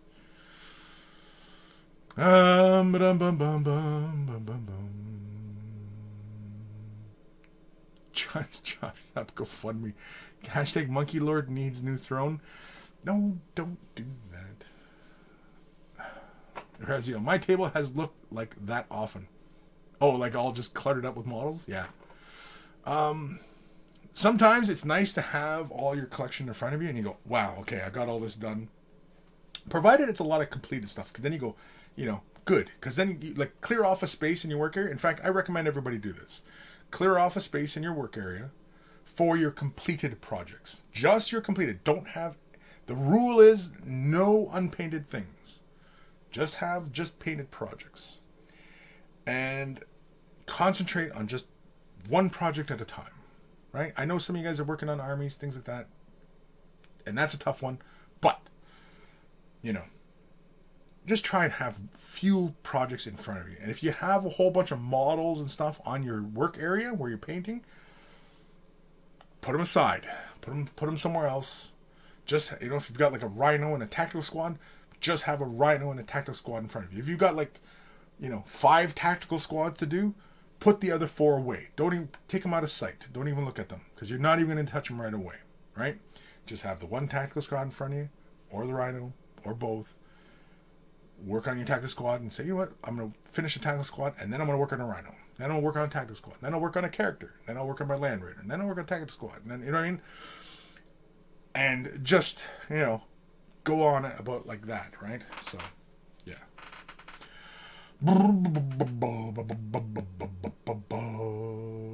Nathaniel, Kris, that looked like Harlequin Star Reavers. Yeah, Star Reavers. And the other one is what? Void Reavers? You're going to make me look for the damn instructions. Oh, I can't find them. No, I can't find them. It sounds like that one Family Guy where Peter's a pirate. Star Reaver and Void Reaver. Well, is that it? That's just the name? Star Reaver and Void Reaver. Seems kind of lazy to me.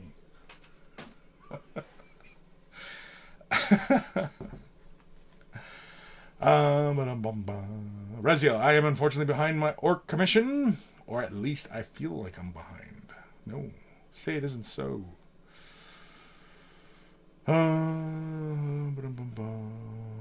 Old Man Logan, I just do the reverse of what Eldari Lamborghini. I gloss all the art. Are we still talking about varnishing? Okay. I have on the topic of varnishing. I do have many videos on the topic of varnishing in Mini Wargaming's vault, and maybe some on my channel. So there is that. I don't know. I don't know what else to say.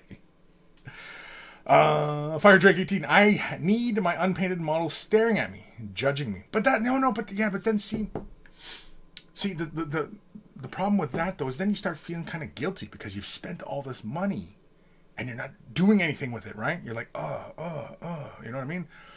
Whereas, you know, you put that away. You like put it away in the bank, right? Put it in the bank. Boom. Then you get your model in front of you, okay? Great. I'm just going to work on this one project and then have a display spot or a spot where you can just leave your completed projects if you've got the room and then put them there or put them back in their game cases so you can put them, you know, you can look at them whenever. But either way, keep them separate. Don't have all your completed and work in progress stuff, you know, all over the place. You know, because it's just going to overwhelm you. And if you have that feeling that they're judging you, then that's gonna give you feelings of guilt. You know what I mean? So like, you know, just don't do it. I mean, like, you know, you don't want to be having any kind of negative kind of feelings when you're supposed to be sitting at your desk painting and feeling positive about it, right? Hobby time is your time, and it should be a happy time for you because you should be sitting like, yay, I get to sit down this Saturday afternoon. I'm going to work on some models and I'm going to do some assembling, or I'll do some converting, or I'll do some painting, whatever, right? So this is your time to sit down, and it should be, you know, the time for you to just kind of relax and not think about any of the other things in your life that are annoying you or you got to deal with, you know what I mean? Like, if you've dealt with all those other things, good, you know, and then you can sit down and bang, you can sit down and you can enjoy your hobby time and, you know, just enjoy it, you know. I don't know, there's another freaking conversation going on here. I don't know what the hell anybody's talking about. Sir Peanut Butter. Yeah, that's how I feel. A shelf of gray and boxes unassembled gray.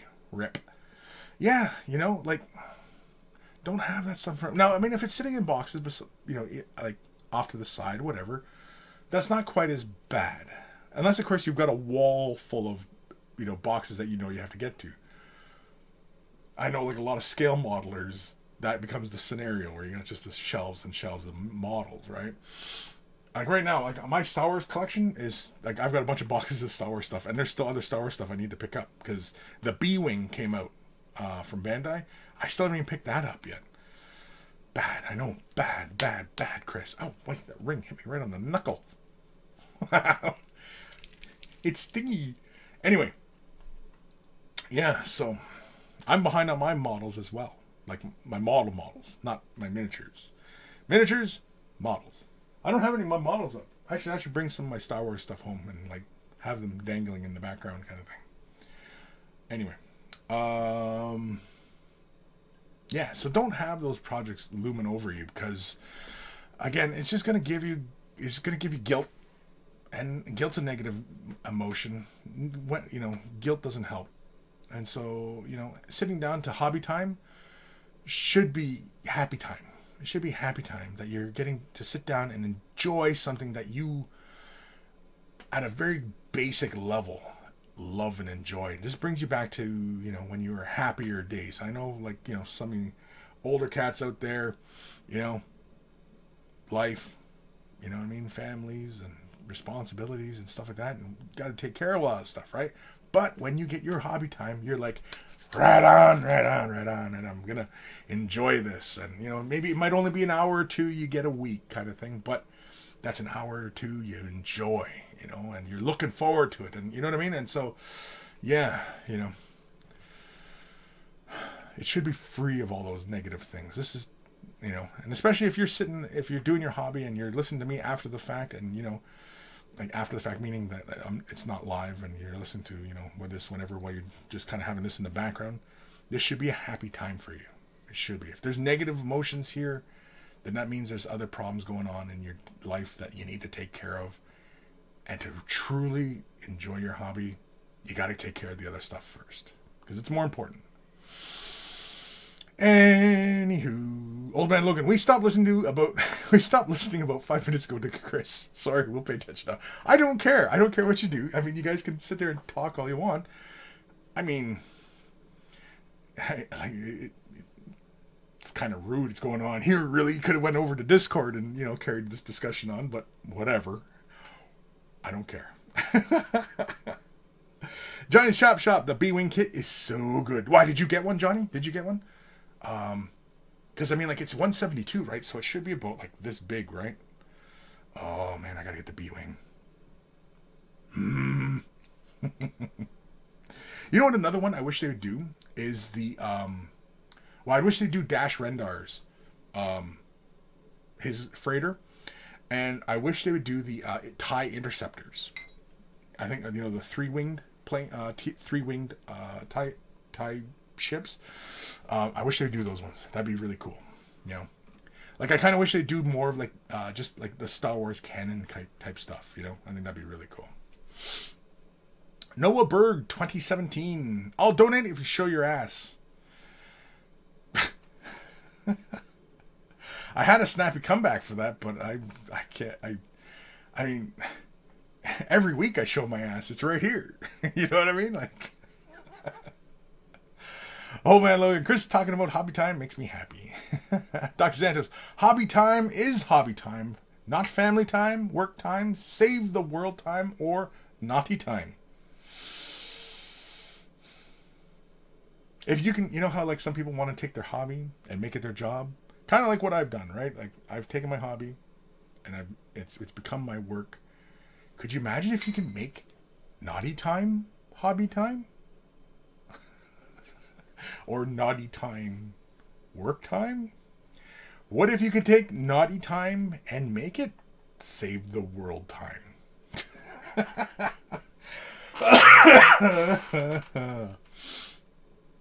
I think that would be really cool. I don't think we're treading into some really weird territory if we make naughty time family time.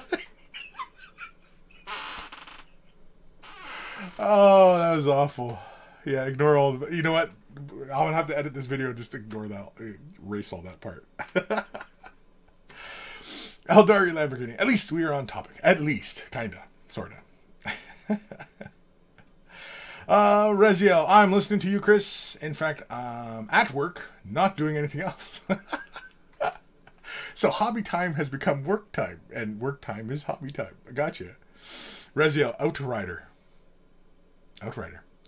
You're an outrider? Is that what you're saying? What's like outrider? Like, I don't know what that means. Ishyab, Kris, I love the positivity. Keep it up. And many of the monkeys that are down, let this be the place to come and be picked up. Be well all. Well, thank you, Sammy. Yeah. Well, I try to be positive. I mean, even I almost worded that the wrong way. I am down. I feel down. I've struggled in the past, in my youth. And, and I learned a long time ago that, to really enjoy this hobby, or any hobby for that matter, is take care of, real life first, right? It seems like it should be common knowledge, but sometimes, people are like, I can't get into painting. I don't know what to do. And you know what I mean? And so you got to kind of self-reflect. And I don't think there's enough self-reflection these days. And just examine, like, what is it that's giving you this feeling of, like, of dread? And, you know what I mean? And, is it something outside or is it internal? Or, you know what I mean? And so you got to kind of look and kind of self-examine and, because if you really, really enjoy this, then every time you sit down, it should be a joy. It should be like when you were a kid and you sat down and you were like, oh, it was like Christmas. My God, every time we get a new miniature box, it's like Christmas. It's like a mini Christmas for us, right? And we tear open the packages and we open up the box and we see all this beautiful bits and our brains are alight with imagination because we can imagine all sorts of different combinations these bits could go into and make new things, and there's a million possibilities, and it's a whole universe that opens up in front of you. And that should be a very happy moment. And if you're not experiencing happiness at that moment, then yeah, you've got to do a bit of self-reflection and, yeah. because this time should be a happy time. Reziel, TIE Defender. Yeah, the TIE Defender. Man, I wish they would make that. Bandai, they make such fantastic kits. If you guys have never played with any Bandai kits before, I love the Star Wars kits. If you, and imagine probably quite a few guys out there are Star Wars fans, yeah, I definitely would recommend picking up some Bandai kits. Just give them a try. I mean, even if you're not an expert modeler, the kits are superbly detailed. The instructions are pretty straightforward, even though they're in Japanese. But you can follow them, even if you don't understand Japanese. And the kits can be put together from any skill level. They're like you know how what is it, like Revel? They have like level 1, level 2, level 3. If you've ever done model kits before, which I imagine a lot of you guys have done model kits before, but they have like the different skill levels. Whereas a Bandai kit, it's all skill levels in one kit. So basically, you can do it like level 1, where basically you just kind of snap the bit off the sprue, stick them together, and put some stickers on it, and you're done. Level 2, use a bit of glue when you're assembling. Maybe use some snippers when you're pulling them off, and you know what I mean? And bang, you got your model. Or go expert and very carefully snip the sprues and clean off some of the mold edges and stuff like that. Glue the parts together, prime the model, put lights in it, and because even the kits for lighting, they've got channels in them and stuff like that for like where, you know, you could deliberately lay lighting inside these things. Not perfectly, but you know, for the most part. And so, yeah, Bandai kits, they're kick-ass. Like, there's a ton of thought that goes into their kits. And that love is reflected in the product that they create. I feel, anyway. That's what I get. But, anyway. Johnny Chop Shop. I got 2, 1 standard, and 1 Comic-Con special with the lights. Oh. You mean the B-Wing? You got the one with the lights? Oh, man, I was eyeballing those on eBay, and they were selling for, like, I think, $70 US. I was like, shoot, I'll pay for that. Dr. Xantos, the YT2400, a.k.a. Outrider. Oh, the ad switcher. The Outrider. Got you. The Outrider. Now it all clicked in, right. Because the Outrider, see, I know the Outrider because, I mean, I remember Games Workshop had the Outrider program. I mean, like, there was other Outriders. There's a biker gang, and, you know, so, anyway. Just Outrider was like, what was I talking about? Congo, you're hitting me with those negative waves, man. I bet your hero is a man in New York making you a sandwich or something.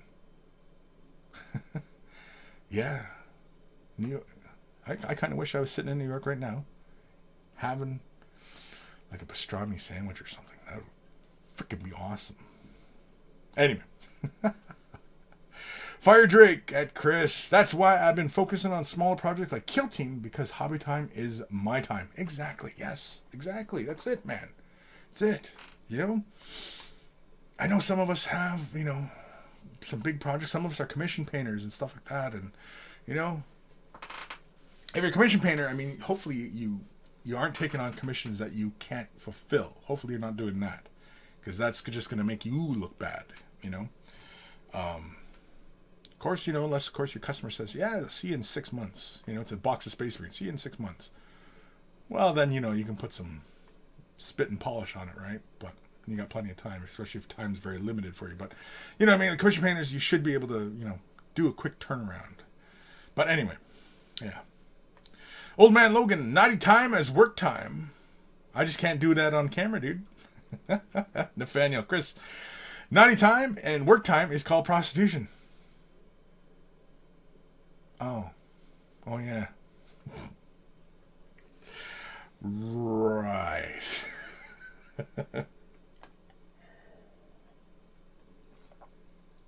Right. Okay, but no, I'm not even gonna go there. No, I had a response, but I'm not gonna say it. Stinky Diver, I can't be the only one who has tried to do naughty time and hobby time simultaneous. That is why my paint jobs are sloppy. There's a joke there too. Ramvi, I'd give an arm and a leg for being able to work with Warhammer as a trade. Careful what you wish for. As someone who, you know, is pretty much at that level, be careful what you wish for. I mean, I always thought when I was a younger man, like when I was young, I wanted to work in a GW store. I thought that would, to me, that would have been the greatest thing in life, you know, at that age. When I was young, I was like 16, 17, something like that, right? Just about to enter the workforce. I mean, I was working at the time. I worked through high school, so I always had, you know, money for my hobby and stuff like that. I didn't have to ask, you know, too much from my parents. But yeah, I was an independent fella. I always had money for my entertainment too, and my money went to my hobby and to recreational activities and I there was a point where I was partying a lot, actually. Anyway. But anyway, yes. Be careful. Be careful what you wish for. Johnny Chop Shop. Wade the Brush, where Kris spreads his special love. Bleep bloop. Kris is the new Bob Ross. I mean, I know it's meant as a compliment, but to be completely honest with you, Bob Ross's work and his what he achieved, you know, I mean, yeah, early on, like as an artist, you know, as somebody who's an artist, you know, canvas and painting and stuff like that, in that regards, visual artist, Bob Ross is not held up there. Like I don't hold Bob Ross at the same level I hold, say, somebody like Da Vinci or Picasso, you know, anything like that. Bob Ross is down here. Now, what Bob Ross did was fantastic, and you know, his show was called The Joy of Painting, which it was. His art wasn't the art of painting. His art was that show he was producing. That was his art. It wasn't what he was painting. Because his painting was like shorthand. It was all technique, you know, but his subject matter was very broad and generic, but not in the sense of generic like in a bad way. His artwork was widely accepted. It was like mainstream art. Not to say mainstream is bad, not like Basil would suggest. But his art wasn't challenging. It didn't challenge you. And I've often said good art is challenging. Good art should get you thinking. Good art should provoke you.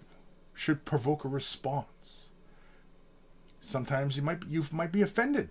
Sometimes the opposite. Bring you immediate joy. You know? Whatever. But good art is always stimulating in that regards. And his art, it just wasn't that challenging. Now the technique that he displayed and in which he would teach people, that's a different story. That's completely different. His true medium was that camera and that show. And the positivity that he brought to all that. That was his medium and what he did. In that regards, Bob Ross is the man. And, you know, but as far as the art that he was producing, you know, it wasn't challenging. But that wasn't the purpose of the show. That wasn't the intention of the show. And in fact, probably stuff in his private collection is probably more challenging than that. And hopefully, I would hope that would be the case. It was stuff that, you know, just never really saw the light of day kind of stuff. So anywho, happy little accidents. Yeah, happy little accidents. Old Man Logan, been meaning to pick up Bandai kit from Hobby Lobby, 40% off. Yeah, I haven't been to Hobby Lobby in a bit. This selection of the Star Wars kits that they had were kind of dated. Like, they still had, like, the old X-Wings and the TIE Fighters and stuff. I really don't need those. I want the new stuff, you know. Ramvi, I don't feel like that, Kris. I'm playing more than gluing and painting, but I won't quit Warhammer. No, don't quit Warhammer. Not at all. Nathaniel, Kris, yeah, Revel. They did the level kits, yeah. Yeah, they do. Yeah, Rezio says they're great kits. I worked on the C-3PO kit. Some. Have you worked on any of the character kits, Kris? Like the Luke and Stormtrooper armor, for instance. I have R2 and I have C-3PO. I have R2 and I think B2. And so yeah, B2, BB-8. Jeez Louise, I can't even remember the little ball's name. Anyway, yeah. Oh man, Logan, sounds like we need a new discussion board on Discord called Naughty Time. That's kind of not for the weak, I think, because some people's naughty time might not be for the weak. Treading some dangerous ground there, I think. Stinky Diver, you're just jealous of Bob Ross's hair. I am jealous of Bob Ross's hair. I wish, if I could grow an afro, I would rock that shit every day. I would have a gigantic, big, puffy afro. And I'm not about to go and perm this, because I just wouldn't. So, but yeah, I would rock a big afro. Totally. Old Man Logan. But Kris, who can you hold at the same level Picasso and Da Vinci? I mean, there are other legendary artists, but they are very, very few and far between. Yes, they are. And I mean, like, that's why we hold these guys as, you know, genius level creation. And the genius, you know, like Picasso. Picasso is always remembered for his cubism. Even though he, you know, and I mean, like, people go, oh, cubism, like, that's completely crazy. But the point of cubism was he was demonstrating motion of an object. Like, that's why sometimes some of the faces had like kind of double face things, is because he was showing that motion in a new way. And that's what he's remembered for, because that was not done before, and that was genius. His work before that, his Blue Period, is realistic type stuff. It's like looking at Leonardo da Vinci's work, which at the time was brilliant and genius.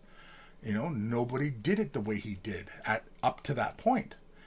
And, you know, and that's why he'll always be remembered as a genius. Of course, on top of all the other crazy crap that he was into. But yeah. So yeah, that's why they get held as geniuses. Even painters like Jackson Pollock, love him or hate him, it was still innovative and genius of him, the technique that he carried him up with. And you know what I mean? That's why we remember him and not everybody else who imitated his style. That's why we remember Picasso and not everybody that imitated his style. That's why we remember Dali and everybody that imitated it, you know what I mean? And not remembered everybody that imitated him, right? So it's these first innovators, right? But like I said, Bob Ross wasn't about the painting. He showed you painting, but that wasn't what that show was about. George hints, my art has been known to scare people. Well, you're going to have to send me pictures of your art, buddy, because with a claim like that, you're going to have to show me. Dark Commission, Bob Ross allows general peoples to produce stuff they can hang on their wall and be proud of. Yes, exactly. But that wasn't... I mean, that's kind of in part of what it was, but that wasn't the medium in which he was working in. He was working in that at television. That was the medium he was working. So that's all I'm going to say. Aaron Seach, out for the day. Have a great rest of the show and weekend. Cheers. See you later, Aaron. We'll talk to him later. Again, pretty much everybody, you know, on here, other than, you know, some of the people who are brand new or whatever, join us on Discord. I mean, you know, if you want to, you know, if you're bored and, you know what I mean, like, you want to laugh, there's definitely lots of laughs in the Discord. It's basically Way the Brush throughout the week. Sometimes we get a little quiet. Sometimes we get really noisy. We go into the voice chat usually after the show. I'm not going to really be able to do that today, as I have a meeting after the show with one of the monkeys, actually. But anyway. Big Poppy 7718. Is that really Old Beaver? Is that really a old beaver with a mustache chewing on a paintbrush? You mean the symbol? No, the symbol is a tamarin monkey, emperor monkey. That's what it's supposed to be. And he's got the, because those monkeys have big mustaches. Because I've got a big stupid mustache, and so, right, monkey mustache. I'm gonna assume Big Poppy, you're brand new to us, or maybe you've been lurking. I don't know, but either way, welcome. I don't think I've ever read that name, Big Poppy. Big Pappy. Anyway. Congo. What would you, or what could you say is that Bob Ross was a good teacher? Not everything who is good, and not everyone, or not every who is good at something can teach. Sure. I mean, I'm not saying Bob Ross was crap, but a lot of people, I'm not crazy about the way a lot of people represent Bob Ross, or externalize Bob Ross, in the sense that he's the Bob Ross of this, he's the Bob Ross of that, because that wasn't in my opinion, that was not what Bob Ross was about. I'm a big fan of Bob Ross. I love Bob Ross. Joy Painting was fantastic. I think I've watched every episode. At least the ones that I could stay awake for, because otherwise I fell asleep. But anyway, no, I'm a big fan of Bob Ross, and but when people, I get a little bit annoyed. I get a little triggered when people say he's the Bob Ross of this, he's the Bob Ross of that, and I think that does Bob Ross a disservice when saying that. I'd have to explore it more, but yeah. Dr. Zentos. Picasso did another kind of motion too, I hear. The motion of the ocean. Yeah, man. If I was like Picasso, if I was a Picasso-like genius, you bet your ass I'd be... The motion of the ocean. Yeah, you bet.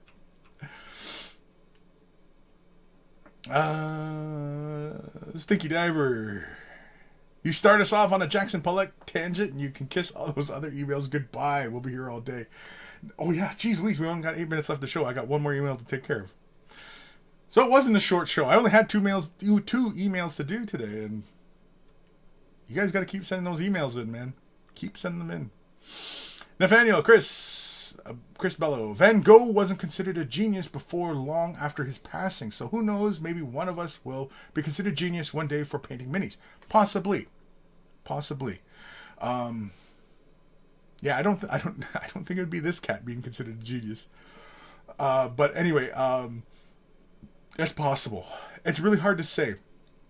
Sometimes I'm back and forth as I reflect on miniature painting. Is it an art form or isn't it?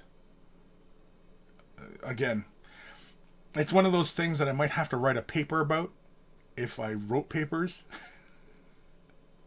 But yeah, so I don't know. Resi, I'm currently working on painting painting that I currently hate. It's acrylic, and I quickly realized acrylic isn't all that easy. No, it's not. No. Oils actually can be more forgiving. Oils are just harder to clean up. Oils is very forgiving because it has such a long drying period that you can actually, stop painting for the day, come back tomorrow and go, oh, you know what? Geez, that's not working. Take your palette knife and just scrape that right off.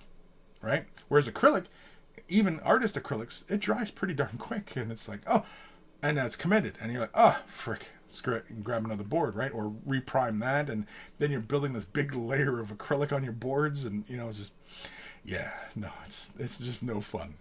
That's often why I don't work in acrylics. It's just, Dark Commission. I prefer Margaret to Dolly, but art is all a matter of personal taste. It is. But I mean, Dolly, to my understandings, was the innovator of surreal, and yeah. And I mean, like that's like I said, and to my point of genius artists, that's often why we remember these guys, is because they were the innovators of their of art. Really, it's just they're innovators of art. And then we throw labels at the end of what they're doing. Like I said, like Dolly, right? I mean, surreal type painting. I mean, like, whatever, throw a label on it. But he made images. He created art. And some of them are almost disturbing. And some of them are quite whimsical. And, you know what I mean? And so,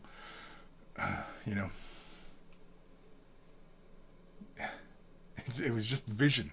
It's just vision. And that's why, with some of these things, they're just, especially with great art, the artist shouldn't have to explain himself. The artist should not explain himself. Should not. If I created an image and you didn't get it, too bad. But if you're asking questions and it's challenging and you're thinking, geez, what the heck am I looking at? Like, what's going on there? How's it making me feel? And that's art. That's what art's supposed to do. If you look at it and go, oh yeah, nice. Right? If it didn't challenge you, then the artist failed. In my opinion, the artist failed. It didn't challenge you. And that's good art. That's what art's about. And so the question of miniature painting and being art, and I'm back, like I said, I'm back and forth on this. Sometimes I say, yeah, it's an art. And then sometimes I'm like, no, not really.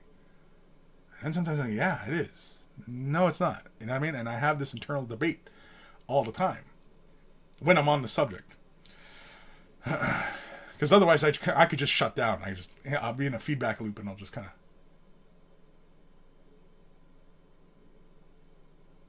you know what I mean? And I'll just sit there for a long time just pondering it.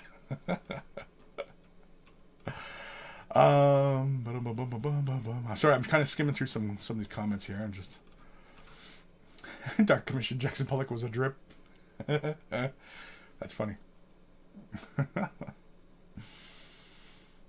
Full Metal Hoggus. I would say that some miniature painters take the level of detail to such incredible levels that it is difficult to argue that it's not art. But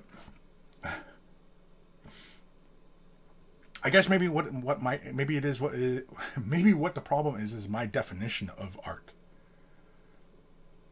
Because the way I was taught and the way as I expanded my thoughts on the subject and really reflected on it, like what really, makes art, because otherwise it's crafts, right? Otherwise it's crafts. And I hate arts and crafts.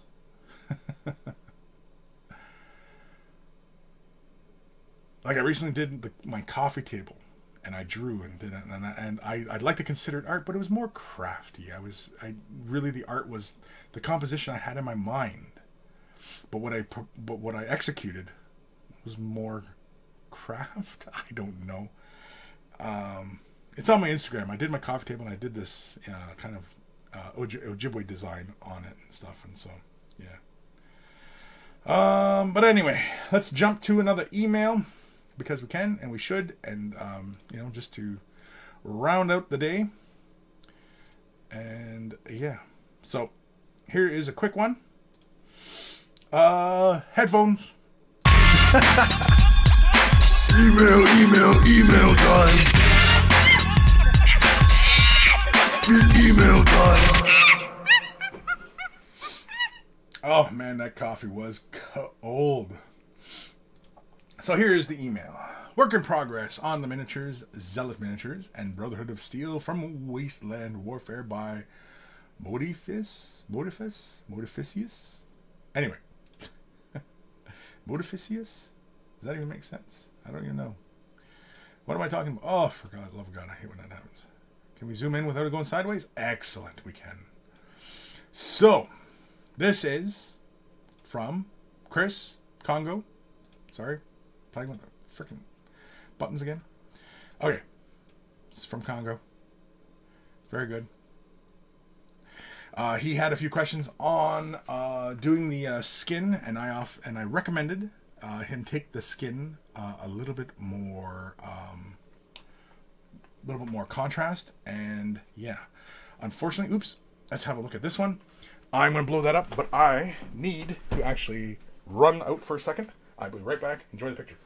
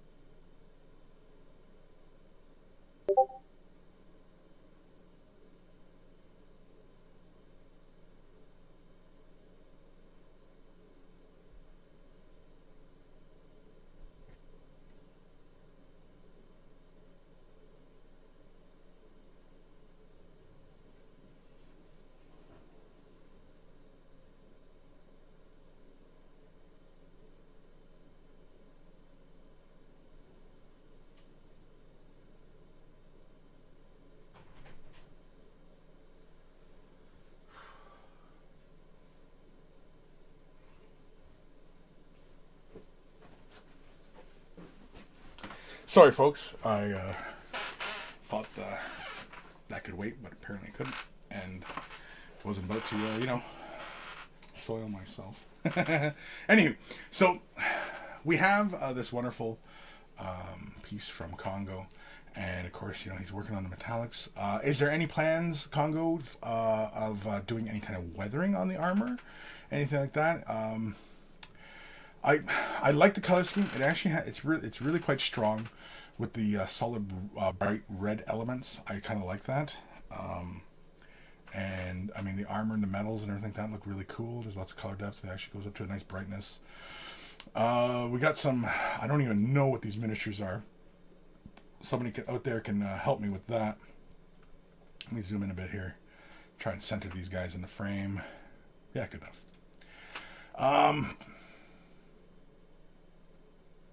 God, they're kind of familiar. Is this the company that did the little knight thing? There's a pseudo knight titan kind of thing. God, I can't remember what the hell that miniature company was called. But anyway, very nice, interesting color scheme. I don't know if that's supposed to be like weathering or if that's like coloring on the armor. I'm not sure. It looks like it might be weathering.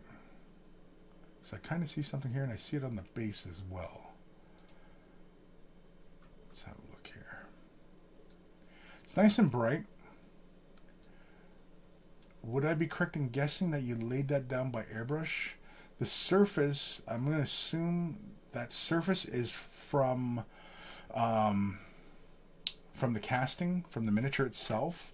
Because I can see like this really kind of rough texture on the surface of the model.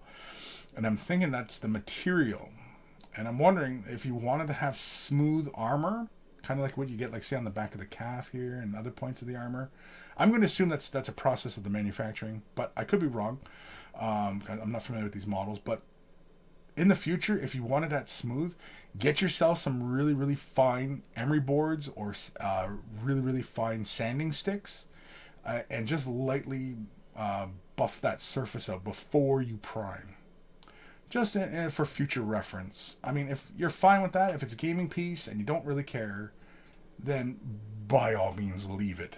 But thank you, Congo, for sending that in. Very, very cool. Yeah, let me see if Congo tells me what those models are. Oh, Fallout Power Armor, Brotherhood of Steel. Okay, so it's from Fallout. Yeah, see, I'm not. I played like the first Fallout. I'm not that familiar with the Fallout universe. I know, bad Kris, bad, but you know what? Since a while back, when I'm playing video games, I can get really sucked in to a lot of games. Like, I'm just one of those personalities that, you know, once I start playing something, I can just get sucked right in and I can lose complete track of time and I'm gone. Skyrim was the last video game that I let consume me like that. Otherwise, I was playing like a lot of other games. Battlefield 2, I played a ton of. Medal of Honor, I played a ton of. So like those kind of video games. But otherwise, like Skyrim was a big one. That's why I like ever since World of Warcraft came out, I played it for like a day at a friend's house, and I played it just for a little bit, and I think for an hour maybe. And I was like, nope, not playing this game. I'm not playing it. And they're like, why? Why not? You know, because we're doing this and we're running around together and blah, blah, blah. I said, nope, not playing this. I'm not playing it. Why? Because I know that it'll suck me in and I'll end up spending a stupid amount of money on it. And, you know what I mean? And family won't see me and blah, blah, blah. And so I said, no, not doing it. Never again. Never again. So then, of course, a couple years later, Skyrim had come out and for the Xbox, and I ended up playing that one, and I ended up there was one day, it was my days off, and I ended up playing like in the early evening, and I played until like the following morning.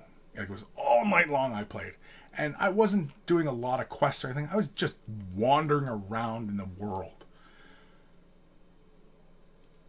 You know, and I mean, like, my God, I was like, oh my God. So Fallout, stuff like that, I know they're fantastic games. You don't have to tell me they're fantastic games.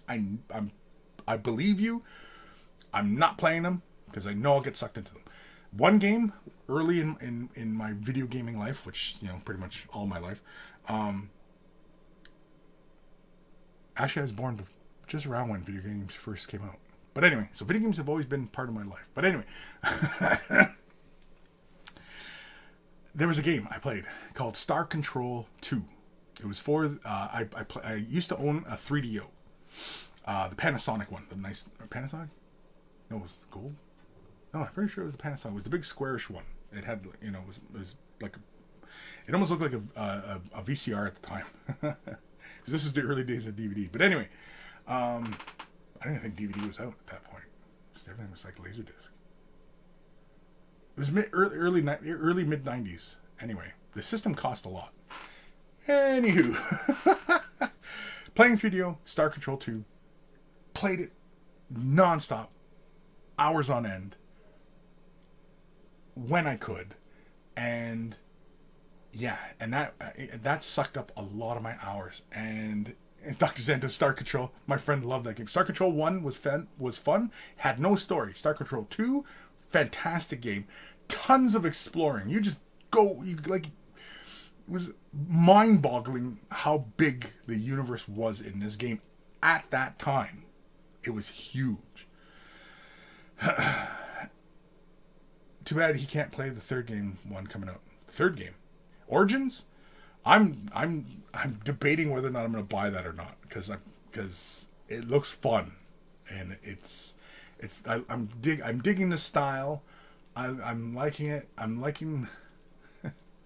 There's a lot of things I'm liking that feels like Star Control 2. But yeah, Star Control Origins, which is like just come out, I think. I've been debating whether or not I want to buy that. It's on Steam. And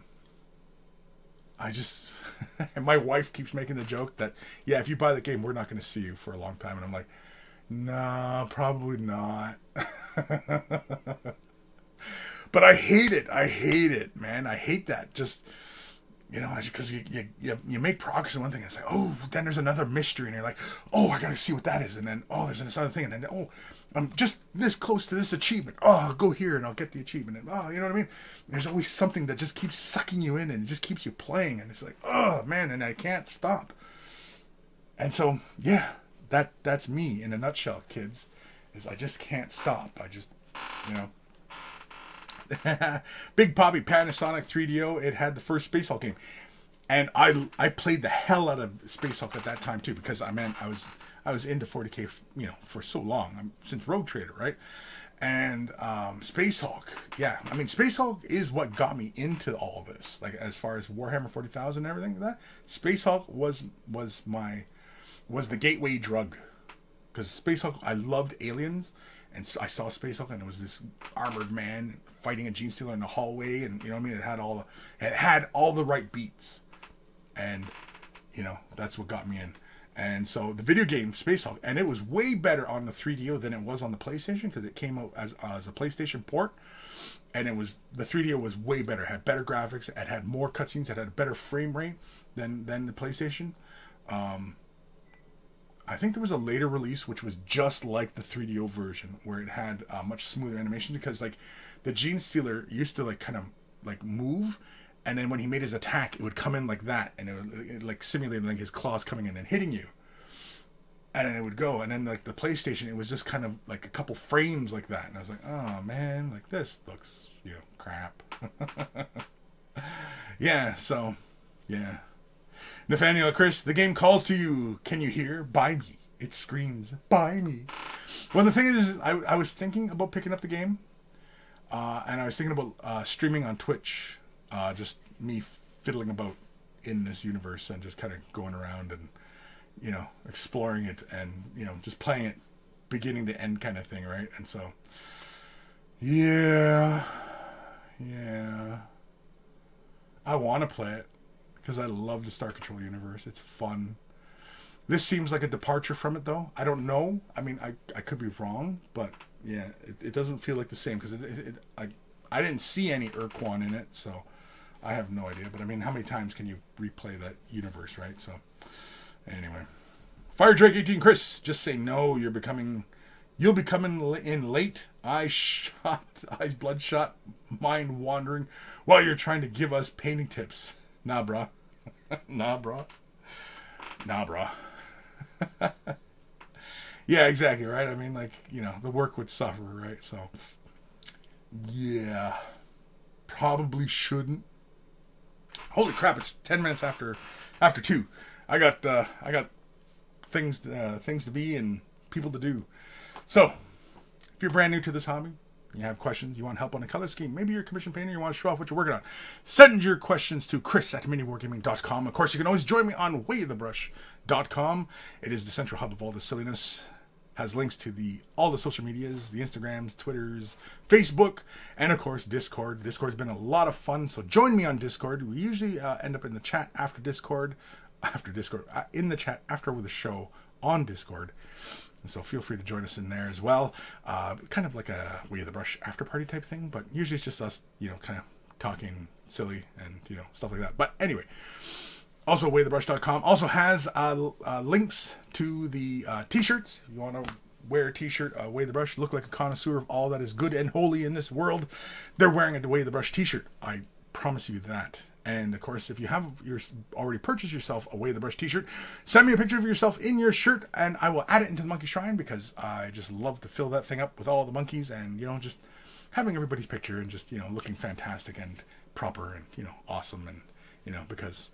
Again, this show is all about you guys, and really, you know, this is all about you guys, and it just, I'm trying to just give back for all the stuff, and you know what I mean? Like, it's just important. Just do it, for God's sakes, man. Just do it. Anywho, so Way the Rush t-shirt, Way the Rush Monkey Shrine t-shirts, help the cause. Thank you very much for everybody who's purchased and everybody considering purchasing. Thank you. And of course, also big thanks to my patrons. Without their support, I would not be able to afford all these upgrades and things like that. And of course, you know, they just, I mean, I could afford them, but I mean, it's just extra costs. And is it worth it? But it's, you know, as long as I get the patron support, I mean, it's worth it, you know. And so I'll keep doing it. Because again, it's all about you guys. It's helping you guys, making you guys laugh, giving you guys the knowledge and all that goodness. And so, you know, yeah, Patreon, always. And of course, big thanks to Guymere Offer, aka Carl, aka Beer and Blood Bowl. That's his YouTube channel. Check him out for taking the time to create those email jingles for us that we all know and love, and puts a little smile on our face and just, you know, makes our days all that much more happy. E-Tron. Hi, Kris. Veg. Veg? The hell's that mean? Veg? What's Veg mean? I don't know what that means. Like veg, like vegetarian? I'm not a vegetarian. Thank you very much. I'm not a vegetarian.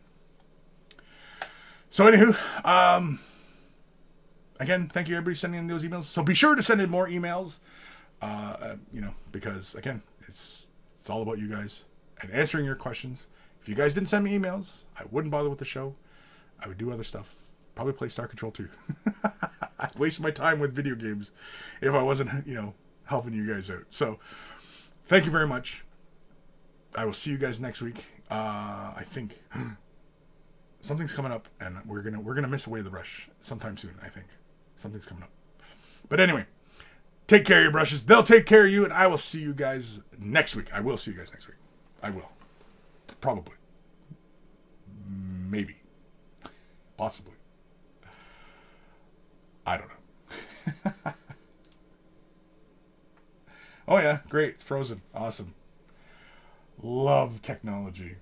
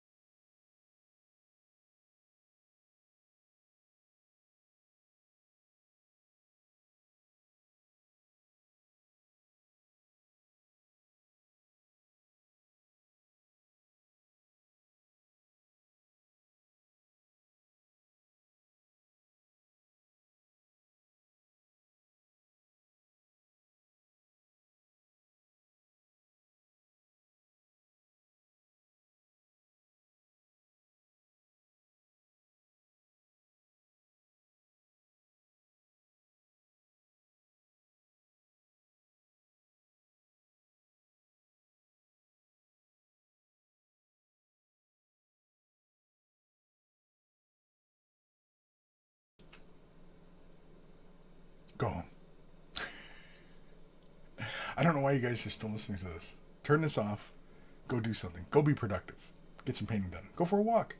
Hug a loved one. Wash your car. Finish that report. Go to the library. Read a book. Maybe shop. Do some Christmas shopping. Mow the lawn. Rake the leaves. Shovel the driveway. Do something. Maybe paint a miniature. Assemble a model. Play a game. Drink a beer? That's terrible advice.